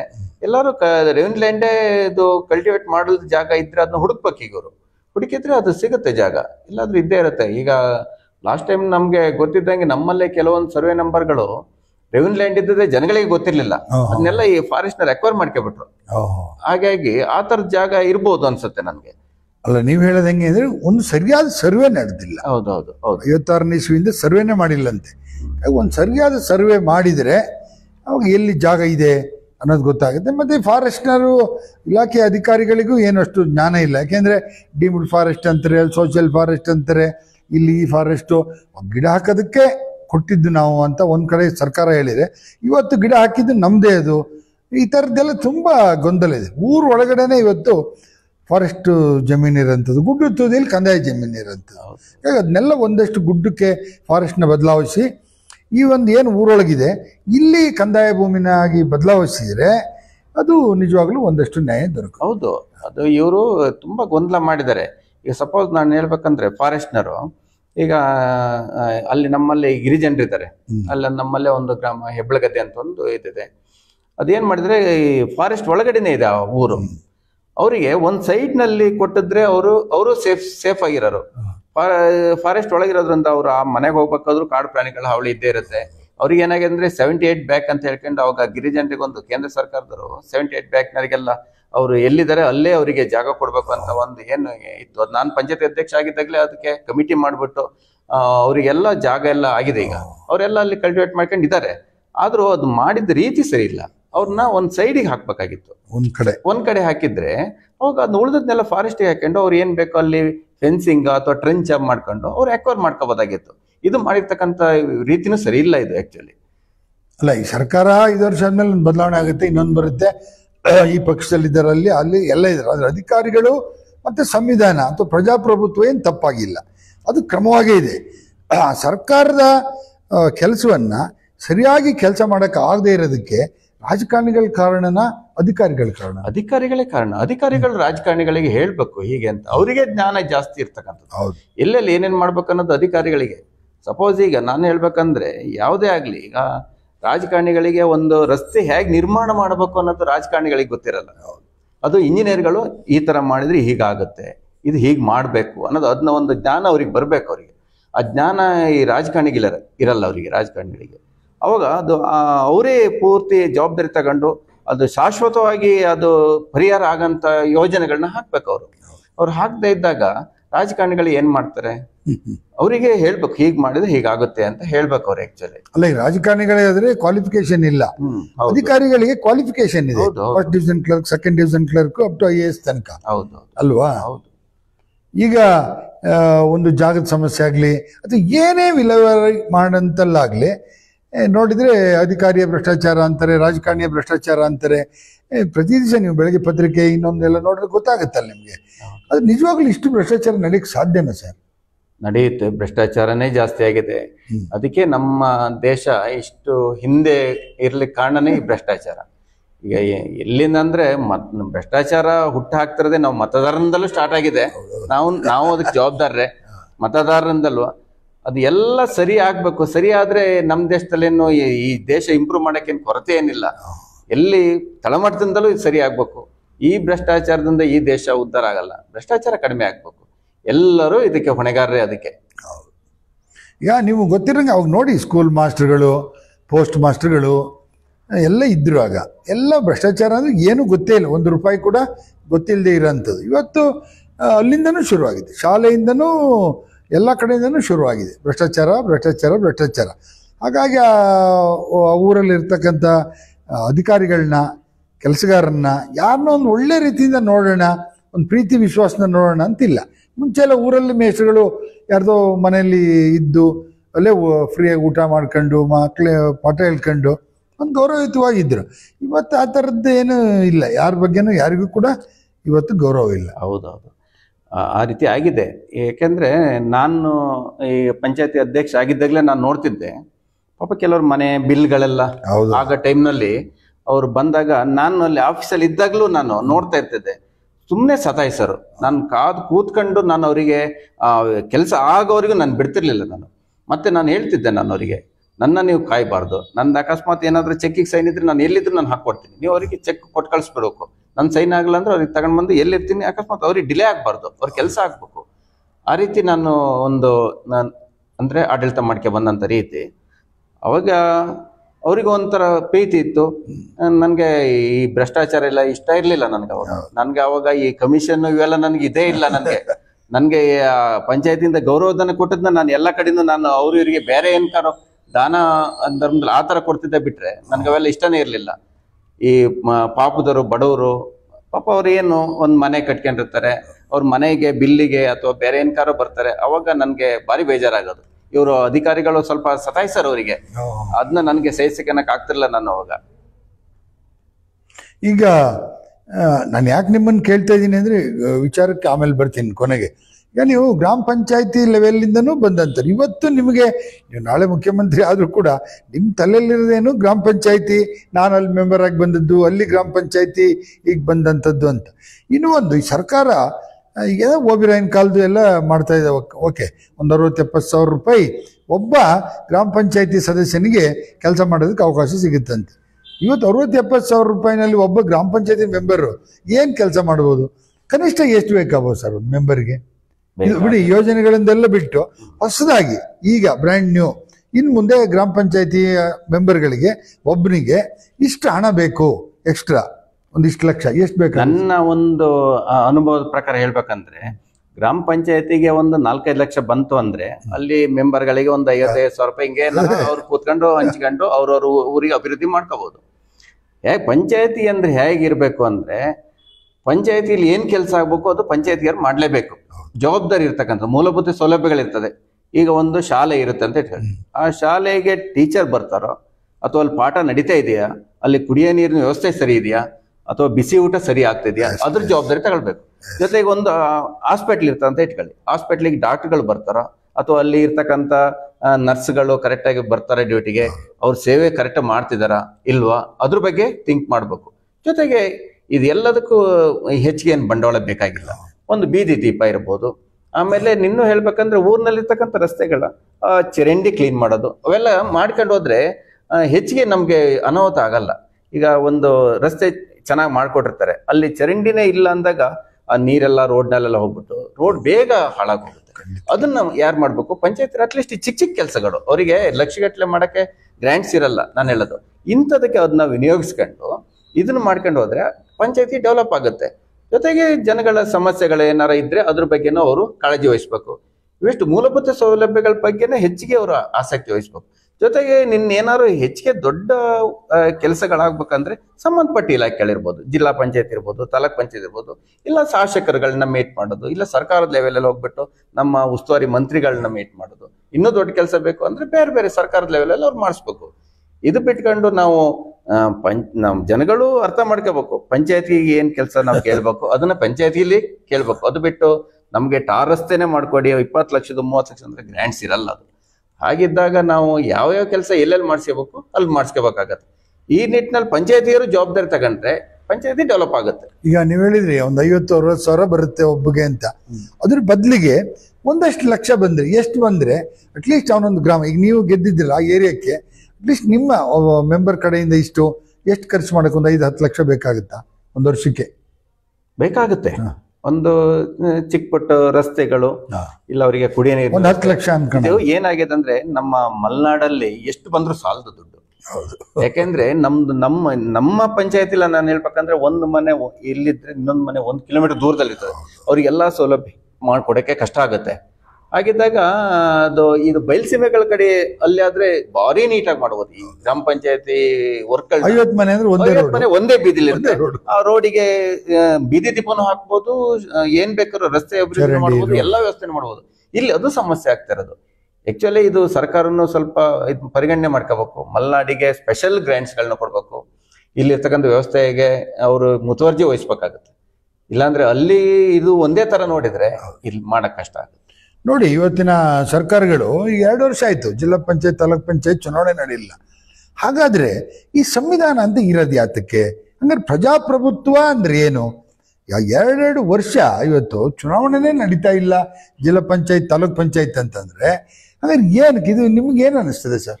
ಇಲ್ಲ, ಆಗ್ಬೇಕು ಇವೆಲ್ಲ ಆದ್ರೆ ಕರೆಕ್ಟ್ ಆಗುತ್ತೆ. ಇಲ್ಲಾಂದ್ರೆ ಏನಾಗುತ್ತೆ ಅಂದ್ರೆ ಈಗ ಜಿಲ್ಲಾ ಪಂಚಾಯತಿ ಗ್ರಾಂಟ್ಸ್ಗಳನ್ನ ಅಫಿಷಿಯಲ್ಗಳು ಹೇಗೆ ಅದನ್ನ ಎಲ್ಲ ಇನ್ವೆಸ್ಟ್ ಮಾಡ್ತಾರೆ ಈಗ ಹೇಳೋದು. ಈಗ ಒಂದು ಮೆಂಬರ್ ಅಥವಾ ಜಿಲ್ಲಾ ಪಂಚಾಯತ್ ಬಾಡಿ ಇದ್ರೆ ಅದಕ್ಕಾದ ಒಂದು ಆಕ್ಷನ್ ಪ್ಲಾನ್ ಮಾಡ್ತಾರೆ. ಎಲ್ಲೆಲ್ಲಿ ಕೆಲಸ ಆಗ್ಬೇಕು ಅವರಿಗೆ ಗೊತ್ತಿರುತ್ತೆ, ಮಾಡ್ತಾರೆ. ಅದು ಬಿಟ್ಟು ಅಧಿಕಾರಿಗಳ ಹಣ ಸುಮ್ಮನೆ ವೇಸ್ಟ್ ಆಗಿ ಹೋಗುತ್ತೆ, ಅವಾಗ ಅಭಿವೃದ್ಧಿನೇ ಆಗಲ್ಲ. ಇದಕ್ಕೆ ಆ ಟೈಮಿಗೆ ತಕ್ಕನಾಗಿ ಎಲೆಕ್ಷನ್ ಆಗ್ಬಿಡ್ಬೇಕು. ಆಗದೆ ಇದ್ರೆ ಇದು ಡೆವಲಪ್ ಆಗಲ್ಲ, ಯಾವುದೇ ಇದಕ್ಕೂ ಒಳ್ಳೇದಾಗಲ್ಲ. ಇದು ಒಳ್ಳೇದಾಗಲ್ಲ. ಮತ್ತೆ ಸರ್ಕಾರಕ್ಕೆ ಸರಿಯಾದ ಅಹವಾಲು ತಲುಪದೇ ಇಲ್ಲ. ಈಗ ಯಾರ ಮುಖಾಂತರ ನೀವು ಜಿಲ್ಲಾ ಪಂಚಾಯತಿ ಸಿಒಗೆ ಯಾರ ಮುಖಾಂತರ ಕೊಡ್ತೀರಿ? ಹೌದೌದು ಅಲ್ವಾ? ತಹಸೀಲ್ದಾರ್ ನಿಮ್ಮ TPS ಅಧ್ಯಕ್ಷರಿದ್ರೆ ಓಕೆ, ಯಾರೋ ಮೆಂಬರ್ಗಳು 12-13 ಜನ ಇರ್ತಿದ್ರು, ಒಂದು ಊರ ಒಂದು ಅರ್ಜೆಂಟ್ ಇನ್ನೊಂದು ಮಾಡ್ತಾ ಇದ್ರು. ಹೌದು. ಈಗ ಅವ್ರಿಗೆ ತಲುಪ್ಸರ್ ಯಾರು? ಮತ್ತೆ ಅದು ಅಲ್ಲದೆ ಈಗ ನೀವು ಹೇಳಂಗೆ ಭ್ರಷ್ಟಾಚಾರದಲ್ಲಿ ತುಂಬಿ ತುಳುಕ್ತಾ ಇರೋದ್ರಿಂದ ಪ್ರಾಮಾಣಿಕ ಅಧಿಕಾರಿಗಳು ಬಹಳಷ್ಟು ಜನ ಇದ್ದಾರೆ, ಇಲ್ಲ ಅಂತಿಲ್ಲ. ಹೌದೌದು. ಅದು ವರ್ಕ್ ಆಗ್ತಾ ಇಲ್ಲ. ಹೌದು. ಈಗ ಸರ್ ಈ ಮಲೆನಾಡು ಜನತೆಗೆ ನಿಮಗೆ ಗೊತ್ತಿರಂತೆ, ನೀವಿರುವ ಇಡೀ ಕಾನ್ಸ್ಟಿಟ್ಯೂನ್ಸಿನೇ ನಿಮಗೆ ಗೊತ್ತಿರಂತೆ. ಸುಂದರೇಶ್ ಕುಂದೂರು ಅಂದ್ರೆ ಇಡೀ ನಿಮ್ಮ MLA ಕಾನ್ಸ್ಟಿಟ್ಯೂನ್ಸಿಗೆ ಗೊತ್ತು. ಎಲ್ಲ ಥರದ ಹುದ್ದೆನೂ ನಿರ್ವಹಿಸ್ಕೊಳಕ್ಕೂ ಕೂಡ ತಾಕತ್ತಿರೋಂಥವ್ರು ಅಂತ. ಹಾಗಾಗಿ ಏನು ಕಸ್ತೂರಿ ರಂಗನ್ ವರದಿ ಅಥವಾ ಗಾಡ್ಗಿಲ್ ವರದಿ ಈ ಥರದ್ದೆಲ್ಲ ಹೋರಾಟ ರೈತ ಸಂಘದವರು, ಕಮ್ಯುನಿಸ್ಟರು ಮಾಡ್ತಾನೆ ಇದ್ದಾರೆ. ಈಗ ಸರ್ಕಾರಗಳು ಹೊರಟಿದ್ದಾವೆ. ಈಗ ಕಸ್ತೂರಿ ರಂಗನ್ ವರದಿ ಬಗ್ಗೆ ಏನು ಹೇಳ್ತೀರಿ ಸರ್? ಕಸ್ತೂರಿ ರಂಗನ್ ವರದಿ ಅದು ಒಂದು ಅವೈಜ್ಞಾನಿಕವಾಗಿ ಮಾಡಿರ್ತಕ್ಕಂಥ ವರದಿ ಅದು. ಯಾಕೆಂದ್ರೆ ಅದು ಈಗ ಎಲ್ಲ ಹೆಚ್ಚಿಗೆ ನಮ್ಮಲ್ಲಿ ಮಲೆನಾಡಲ್ಲಿ ಅದು ಹೇಗಾಗಿದೆ ಅಂದ್ರೆ ಎಲ್ಲ ಸಾಮಾನ್ಯ ಕಾಫಿ ತೋಟಗಳೆಲ್ಲ ಅದು ಹಸಿರಾಗೆ ಕಾಣುತ್ತೆ, ಕಾಡು ಅಂತಲೇ ಪರಿಗಣಿಸ್ಬಿಟ್ಟು. ಯಾಕೆಂದ್ರೆ ಜನಗಳಲ್ಲಿ ಇದಾರಲ್ಲ, ಜನಗಳೇ ಇರೋದ್ರಿಂದ ಅವ್ರಿಗೆ ಸಮಸ್ಯೆ ಆಗೇ ಆಗುತ್ತದು. ಅವರ ಒಂದು ವರದಿ ಪ್ರಕಾರ ನಾವು ಅಲ್ಲಿ ಜೀವನ ಮಾಡಕ್ ಆಗಲ್ಲ ಅದು. ಯಾಕೆಂದ್ರೆ ಇದು ಒಂದು ತೋಟ ಮಾಡ್ಬೇಕಂದ್ರೆ ಎಲ್ಲಾ ವ್ಯವಸ್ಥೆನೂ ಅಲ್ಲಿ ಇರ್ಬೇಕಾಗತ್ತೆ. ಇವ್ರು ಹೇಳ್ದಂಗೆ ಮಾಡಕ್ಕಲ್ಲಿ ಕಷ್ಟ ಆಗುತ್ತೆ. ಅದಕ್ಕೆ ಒಂದು ವೈಜ್ಞಾನಿಕ ಒಂದು ವರದಿ ಮಾಡ್ಬೇಕು. ಆಮೇಲೆ ಜೊತೆಗೆ ಅದು ಈಗ ಅದೇ ಡಿಮ್ಯಾಂಡ್ ಏನಂದ್ರೆ ಅದನ್ನ ಈಗ ಅವರು ಏನು ಫಾರೆಸ್ಟ್ ಇದೆ ಅದನ್ನ ಉಳಿಸ್ಕೊಂಡ್ಲಿ, ಅದ್ರ ಬಗ್ಗೆ. ಯಾಕೆಂದ್ರೆ ಮುಂದಿನ ಫ್ಯೂಚರ್ ಬಗ್ಗೆ ನಾವು ಯೋಚನೆ ಮಾಡಿದ್ರೆ ಬೇಕೇ ಬೇಕು, ಕಾಡು ಬೇಕೇ ಬೇಕಾಗುತ್ತೆ. ತೀರಾ ನಾವು ಅದನ್ನ ನೆಗ್ಲೆಕ್ಟ್ ಮಾಡಂಗಿಲ್ಲ. ಆದ್ರೆ ಈಗ ಇರ್ತಕ್ಕಂಥ ವರದಿ ಅದನ್ನ ಸರಿ ಮಾಡ್ಬೇಕು. ಅವರು ಯಾವ ರೀತಿ ವರದಿ ಕೊಟ್ರು ಅದೆಲ್ಲ ಹೇಳ್ತಾರೆ ಸೆಟಲೈಟ್ ಅಲ್ಲಿ ಅದನ್ನ ಫೋಟೋಗ್ರಾಫಿ ಮಾಡಿಬಿಟ್ಟು ಕಳಿಸಿದ್ದಾರೆ ಅಂತ. ಅಲ್ಲೇ ಬಂದು ಜನಗಳನ್ನ ಸಮಸ್ಯೆಗಳನ್ನ ನೋಡ್ಬಿಟ್ಟು ಅಲ್ಲಿ ಮಾಡಿದ್ರೆ ಈ ಸಮಸ್ಯೆ ಆಗ್ತಿರ್ಲಿಲ್ಲ. ಇದು ಸರಿ ಆಗ್ಬೇಕು. ಇದ್ರ ಬಗ್ಗೆ ಈಗ ಹೋರಾಟ ಮಾಡ್ತಲೇ ಇದೀವಿ ನಾವು ಲಾಸ್ಟ್ ಟೈಮು ಇದ್ರ ಬಗ್ಗೆ ತುಂಬಾ ಹೋರಾಟ ಮಾಡಿದ್ವು. ಈಗಲೂ ನಾಡಿದ್ದು ನಮ್ಮ ಗ್ರಾಮ ಪಂಚಾಯತಿಯಲ್ಲಿ ವಿಶೇಷ ಗ್ರಾಮ ಸಭೆ ಕರೆದಿದ್ದಾರೆ. ಜನಗಳೆಲ್ಲ ಅದ್ರ ಬಗ್ಗೆ ನಾವು ಅಪೋಸ್ ಮಾಡ್ಬೇಕಾಗತ್ತೆ. ಸರ್ಕಾರನೂ ಅದ್ರ ಬಗ್ಗೆ ಎಚ್ಚೆತ್ಕೊಳ್ಬೇಕಾಗತ್ತೆ. ಈಗ ನೋಡಿ, ನಿನ್ನೆ ಇಲ್ಲಿಯವರು ಮಾಜಿ MLA ಒಬ್ರು ಹೇಳ್ತಾ ಇದ್ರು, ಒಂದು ಕೃಷಿನೇ ಗೊತ್ತಿಲ್ಲದೆ ಇರೋಂಥವ್ರು ಕೃಷಿ ಸಚಿವರು ಆಗಂಥದ್ದು, ಅದು ಯಾವುದೇ ಸರ್ಕಾರ ಇರಲಿ. ಇನ್ನೊಂದು, ಬೆಂಗಳೂರಿನಲ್ಲಿ ನೀವು ಮೇಲ್ಗಡೆ ನೋಡಿದರೆ ಬೆಂಗಳೂರು ಕೂಡ ಇವತ್ತು ಒಂದು ದೊಡ್ಡ ಅರಣ್ಯ ಕಂಡಂಗೆ ಕಾಣುತ್ತೆ. ಯಾಕಂದ್ರೆ ಭಾಳಷ್ಟು ಜನ ಮರ ಬೆಳೆದಿದ್ದಾರೆ, ಈಗ ತುಂಬ ಮರ ಬೆಳೆದಿದ್ದಾರೆ. ಹಂಗೆ ಬೆಂಗಳೂರೇ ಅರಣ್ಯ ಹಂಗೆ ಕಾಣುತ್ತೆ. ಹಾಗಾಗಿ ಸೆಟ್ಲೈಟಿಂದ ಸರ್ವೆ ಮಾಡೋಂಥದ್ದು ಬದುಕಿಗೆ ಅಷ್ಟೊಂದು ಪೂರಕವಾಗಿ ಇಲ್ಲ. ಜೊತೆಗೆ ನೋಡಿ, ಈಗ ಹುಲಿಗೆ ಇಷ್ಟು ಕಾಡು, ಪ್ರಾಣಿಗೆ ಇಷ್ಟು ಕಾಡು, ಆನೆಗೆ ಅಥವಾ ಜಿಂಕೆಗೆ, ಕರಡಿಗೆಲ್ಲ ಸಪ್ರೇಟ್ ಮಾಡ್ತಾರೆ. ಆದರೆ ಮನುಷ್ಯರು ಬದುಕೋದಕ್ಕೆ ಇವತ್ತು ಅವರಿಗೆ ಒಂದು ಸೈಟ್ ಕೊಡೋದಕ್ಕೆ ಕಷ್ಟ ಆಗ್ತಿದೆ ಅಂತಂದರೆ, ಹಾಗಾದ್ರೆ ಮನುಷ್ಯನಿಗಿಂತ ಕಡೆಗೆಟ್ಟು ಹೋದ್ನ ಸರ್? ಅಲ್ಲ, ಇದು ಈಗ ನೋಡಿದ್ರೆ ಅದೇ ತರನೇ ಕಾಣಿಸ್ತದೆ. ಯಾಕಂದ್ರೆ ಮನುಷ್ಯರಿಗೆ ಇಲ್ಲಿ ಪ್ರೊಡಕ್ಷನ್ ಇಲ್ದಂಗೆ ಆಗಿದೆ. ಈಗ ಇವರು ಪ್ರಾಣಿಗಳಿಗೆ ಪ್ರೊಡಕ್ಷನ್ ಜಾಸ್ತಿ ಕೊಡ್ತಾ ಇರೋದ್ರಿಂದ ಮನುಷ್ಯರಿಗೆ ಬದುಕು ಹೇಗೆ? ಈಗ ನಾವು ನೋಡ್ತಾ ಇದ್ದಂಗೆ ಎಲ್ಲಾ ಕಡೆಯಿಂದ ದಿವಸ ನಾನು ಫೋಟೋ ಈ ವಿಡಿಯೋ ಎಲ್ಲ ನೋಡ್ತಾ ಇರ್ತೇನಲ್ಲ, ಊರೊಳಗೆ ಆನೆಗಳು ಇಂಡಿಯಾ ಬರೋದು. ಇದ್ರ ಬಗ್ಗೆ ಅವರು ಅದಕ್ಕೆ ಈಗ ಸರ್ಕಾರದಲ್ಲಿ ಹಣ ಇದೆ, ಅವನ್ನ ಹೇಗೆ ಸೇವ್ ಮಾಡ್ಬೇಕು, ಅವನ್ನ ಹೇಗೆ ಎಲ್ಲಿ ಇಡಬೇಕು, ಅದೆಲ್ಲ ಯೋಚನೆ ಹಾಕೊಳ್ಬೇಕು. ಈಗ ಈಗ ರೈತರುಗಳು ದೇಶಕ್ಕೆ ಅನ್ನ ಕೊಡ್ಬೇಕು ಅಂತ ಹೇಳ್ತಾರೆ. ಇವ್ರನ್ನ ರೈತರುಗಳನ್ನ ರಕ್ಷಣೆ ಮಾಡೋದಕ್ಕೂ ಇವ್ರಿಗೆ ಆಗಲ್ಲ. ಹೀಗಿದ್ದಾಗ ಹೇಗೆ ಜೀವನ ಮಾಡೋದು? ಎಲ್ಲದಕ್ಕೂ ಒಂದು ಪರಿಹಾರ ಕಂಡುಹಿಡಲೇಬೇಕಲ್ಲ. ಈ ಪ್ರಾಣಿಗಳು ಬೇಕು ಇಲ್ಲಿ. ನಾನು ಹೇಳೋದು, ಅದಕ್ಕೆ ಫಾರೆಸ್ಟ್ ಇದೆ, ಆ ಫಾರೆಸ್ಟಿಗೆ ಏನೇನ್ ಬೇಕು, ಆ ಪ್ರಾಣಿಗಳಿಗೆ ಏನೇನ್ ಬೇಕು ಆಹಾರ, ಅದನ್ನು ಉತ್ಪತ್ತಿ ಮಾಡ್ಬೇಕು. ಅವು ಊರೊಳಗೆ ಬರಲ್ದಂಗೆ ಅವನ್ನಲ್ಲಿ ಸೇಫ್ ಮಾಡ್ಬೇಕು. ಜನಗಳಿಗೂ ತೊಂದರೆ ಆಗ್ಬಾರ್ದು. ಜನಗಳನ್ನು ಅವ್ರು ಕಲ್ಟಿವೇಟ್ ಮಾಡೋದಕ್ಕೆ, ಅವ್ರ ಕೃಷಿ ಮಾಡೋದಕ್ಕೆ ಉತ್ತೇಜನ ಹೇಗೆ ಕೊಡ್ಬೇಕು ಅದನ್ನ ಯೋಚನೆ ಮಾಡ್ಬೇಕು ಇವರು. ಮೊದ್ಲೆಲ್ಲ ನೀವು ನೋಡಂಗೆ ಮಲೆನಾಡಲ್ಲಿ ಎಲ್ಲಿ ನೋಡಿದ್ರು ಗದ್ದೆ ಬೈಲು.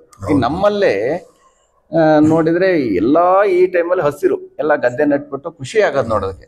ಯಾಕೆ ಗದ್ದೆ ಬೈಲಿಲ್ಲ ಅಂದ್ರೆ, ಈಗ ಪ್ರಾಣಿಗಳ ಅವಳಿ ಹೇಳ್ಬೇಕಂದ್ರೆ ಇಲಿಯಿಂದ ಹಿಡಿದು ಆನೆವರೆಗೂ ರೈತರಿಗೆ ಕಾಟ ಇದೆ. ಇವತ್ತು ಇಲಿಯಿಂದ ಆನೆವರೆಗೂ ಪ್ರತಿ ಪ್ರಾಣಿಗಳು ರೈತರ ಮೇಲೆ ದಾಳಿ ಮಾಡ್ತಾರೆ. ಹಾಗಿದ್ದಾಗ ಪಾಪ ಅವರು ಬೇಸೆದ್ಬಿಟ್ಟು ಎಲ್ಲ ಗದ್ದೆನೆ ಬಿಟ್ಬಿಟ್ರು. ಗದ್ದೆ ಬಿಟ್ರು ಅಂದ್ರೆ ನೆಕ್ಸ್ಟ್ ಅಂತರ್ಜಲದ ಸಮಸ್ಯೆ ಆಗುತ್ತೆ ಇಲ್ಲಿಗ. ಆಯ್ತಾ? ಗದ್ದೆ ಇದ್ರೆ ಎಷ್ಟೋ ಅಂತರ್ಜಲ ಇಂಪ್ರೂವ್ಮೆಂಟ್ ಆಗೋದು, ಇದೆಲ್ಲ ಯೋಚನೆ ಮಾಡ್ಬೇಕಾಗತ್ತೆ. ನಮ್ಮ ಮಲೆನಾಡಲ್ಲೇ ನೋಡಿ, ಮೂಡಿಗೆಲ್ಲ ಎಷ್ಟು ರೈಸ್ ಮಿಲ್ಗಳು ಓಡ್ತಿದ್ವು. ಈಗ ಒಂದಾದ್ರೂ ರೈಸ್ ಮಿಲ್ ಇದೆಯಾ? ಭತ್ತನೇ ಇಲ್ಲಲ್ಲ. ಭತ್ತ ಇದ್ರೆ ರೈಸ್ ಮಿಲ್ಗಳು. ಹಾಗೆ ಆಗಿದೆ ಪರಿಸ್ಥಿತಿ. ಈಗ ನೋಡಿ, ಹಿಂದೆ ನಮ್ಮ ಮಲೆನಾಡಲ್ಲಿ ಒಂದು ವಿಶೇಷವಾಗಿ ಮಾತಾಡ್ತಾ ಇದ್ರು, ಭವನ್ ನೆಂಟ ಬಂದು ಹೋಗು ಮರೆಯ ಮನೆಗೆ ಅಂತ. ಬರೋ ಸಂದರ್ಭದಲ್ಲಿ ಕರಿತಾ ಇದ್ರು, ನೋಡ್ಬಾರ ಈಗ ಒಳ್ಳೆ ಕಬ್ಬೆಕ್ಕಿನ ಕಾಲ ಮರೆಯ ಬಾ, ಈಗ ಆಡ್ಲಿಕ್ಕೆ ಸಿಗ್ತವೆ, ಆಡ್ಲಿಕ್ಕೆ ಹೊಡಿಬೋದು ಬಾ. ಒಂಥರ ಶಿಕಾರಿ, ಅದು ಯಾವುದೇ ಪ್ರಾಣಿ ಮೇಲೆ ದೌರ್ಜನ್ಯ ಮಾಡೋಂಥದ್ದಲ್ಲ, ಅದರ ಪ್ರಮಾಣ ಜಾಸ್ತಿ ಆದಾಗ ಅದನ್ನ ಕಂಟ್ರೋಲ್ ಮಾಡೋಂಥದ್ದು ಅಷ್ಟೇ. ಈಗ ಹಂಗಲ್ಲ. ಈಗ ನೋಡಿ, ನೀವು ಆತಂಕದಲ್ಲೇ ಇದ್ದೀರಿ. ಈಗಲ್ಲ, ನಾನು 35-40 ವರ್ಷದಿಂದ ನೋಡ್ತೇನೆ. ಈಗ 7 ಗಂಟೆ ಆಯಿತು, 8 ಆಯ್ತು ಅಂದರೆ ನಿಮ್ಗೆ ಆತಂಕ ಇಲ್ಲ ಅಂದರೂ ಮನೆಯವ್ರಿಗೆ ಆತಂಕ. ವೆಹಿಕಲಲ್ಲಿ ಬರಬೇಕು. ಹುಲಿ ಆದರೂ ಒಂಚೂರು ಅವಾಯ್ಡ್ ಆಗ್ಬೋದೇನೋ ಕಾರಲ್ಲಿ, ಆದರೆ ಆನೆಗೆ ಯಾವ ವೆಹಿಕಲ್ಲು ತಡೆಯೋದೇ ಇಲ್ಲ. ಹಾಗಾಗಿ ಆನೆ ಬರ್ತವೆ ಅಂತೇಳಿ ನೀವೀಗ ಒಂಥರ ಸ್ಕೂಲ್ ಮಕ್ಕಳಿದ್ದಂಗೆ. ಸ್ಕೂಲ್ ಮಕ್ಕಳು 5 ಗಂಟೆಗೆ ಬರಲ್ಲ ಅಂದರೆ ಮನೆಯವ್ರಿಗೆ ಗೊಂದಲ ಇರುತ್ತೆ. ಹಂಗೆ ನಿಮಗೀಗ ಒಂದು ಗೊಂದಲ. ಅದು 40-50 ವರ್ಷ ನಿಮ್ಗೆ ಗೊತ್ತಿದ್ದಂಗೆ ನೀವು ಬದುಕ್ತಿದ್ರಿ, ಆನೆ ಜೊತೆನೇ ಇದ್ರಿ. ಆದರೆ ಅವತ್ತು ಹಲಸಿನ ಹಣ್ಣು ಇದ್ದ ಟೈಮಲ್ಲಿ ಅಥವಾ ಗದ್ದೆ ಇದ್ದ ಸಂದರ್ಭದಲ್ಲಿ ಆನೆ ಬರ್ತಾ ಇದ್ದು. ಈಗ ನಿಮಗೆ ಯಾವ ಟೈಮಲ್ಲಿ ಆನೆ ಬರುತ್ತೆ ಅಂತ ಗೊತ್ತಾ? ಎಲ್ಲ ಟೈಮಲ್ಲೂ ಆನೆ ಬರುತ್ತೆ. ಈಗ ಎಲ್ಲ ಟೈಮ್ನಲ್ಲೂ ಆನೆ ಬರುತ್ತೆ. ನಮ್ಮಲ್ಲಿ ಏನಾಗಿದೆ ಅಂದ್ರೆ ನಮ್ಗೊಂಥರ ಅದು ಅಭ್ಯಾಸ ಆಗೋಗ್ಬಿಟ್ಟೆ. ಈಗ ಕೆಲವು ಈ ಕಡೆ ಎಲ್ಲ ಸ್ವಲ್ಪ ಇತ್ತೀಚೆಗೆ ಬರ್ತಾ ಇದೆ, ಆನೆ ಅಲ್ಲಿ ಬಂತು ಇಲ್ಲಿ ಬಂತು ಅಂತ. ನಮ್ಮಲ್ಲೆಲ್ಲ ಆತರ ಈಗ ಬಿಟ್ಟಿದ್ರೆ ಎಲ್ಲಾ ಟೈಮಲ್ಲೂ ಆನೆ ಅದ್ರ ಜೊತೆನೆ ಹೋರಾಟ ಮಾಡಿದ್ರೆ, ಗದ್ದೆನ ನಟ್ಟು ಉಳಿಸ್ಕೊಳ್ಳೋರು ಆನೆ ಜೊತೆ ಹೋರಾಟ ಮಾಡಿ. ಪಾಪ ರೈತರುಗಳು ರಾತ್ರಿ ಹಗಲು ಕಾದ್ಬಿಟ್ಟು ಉಳಿಸ್ಕೊಳ್ಳೋರು. ಈಗ ಭಾರಿ ಕಷ್ಟ, ಈಗ ಆಗಲ್ಲ. ಜೊತೆಲಿ ನೋಡಿ, ಈಗ ನಿಮ್ಮ ಒಳ್ಳೆ ಹಲಸಿನ ಮರ ಇಲ್ಲ, ಬಾಳೆ ಇಲ್ಲ, ಆಮೇಲೆ ಬಗನೆ ಇಲ್ಲ.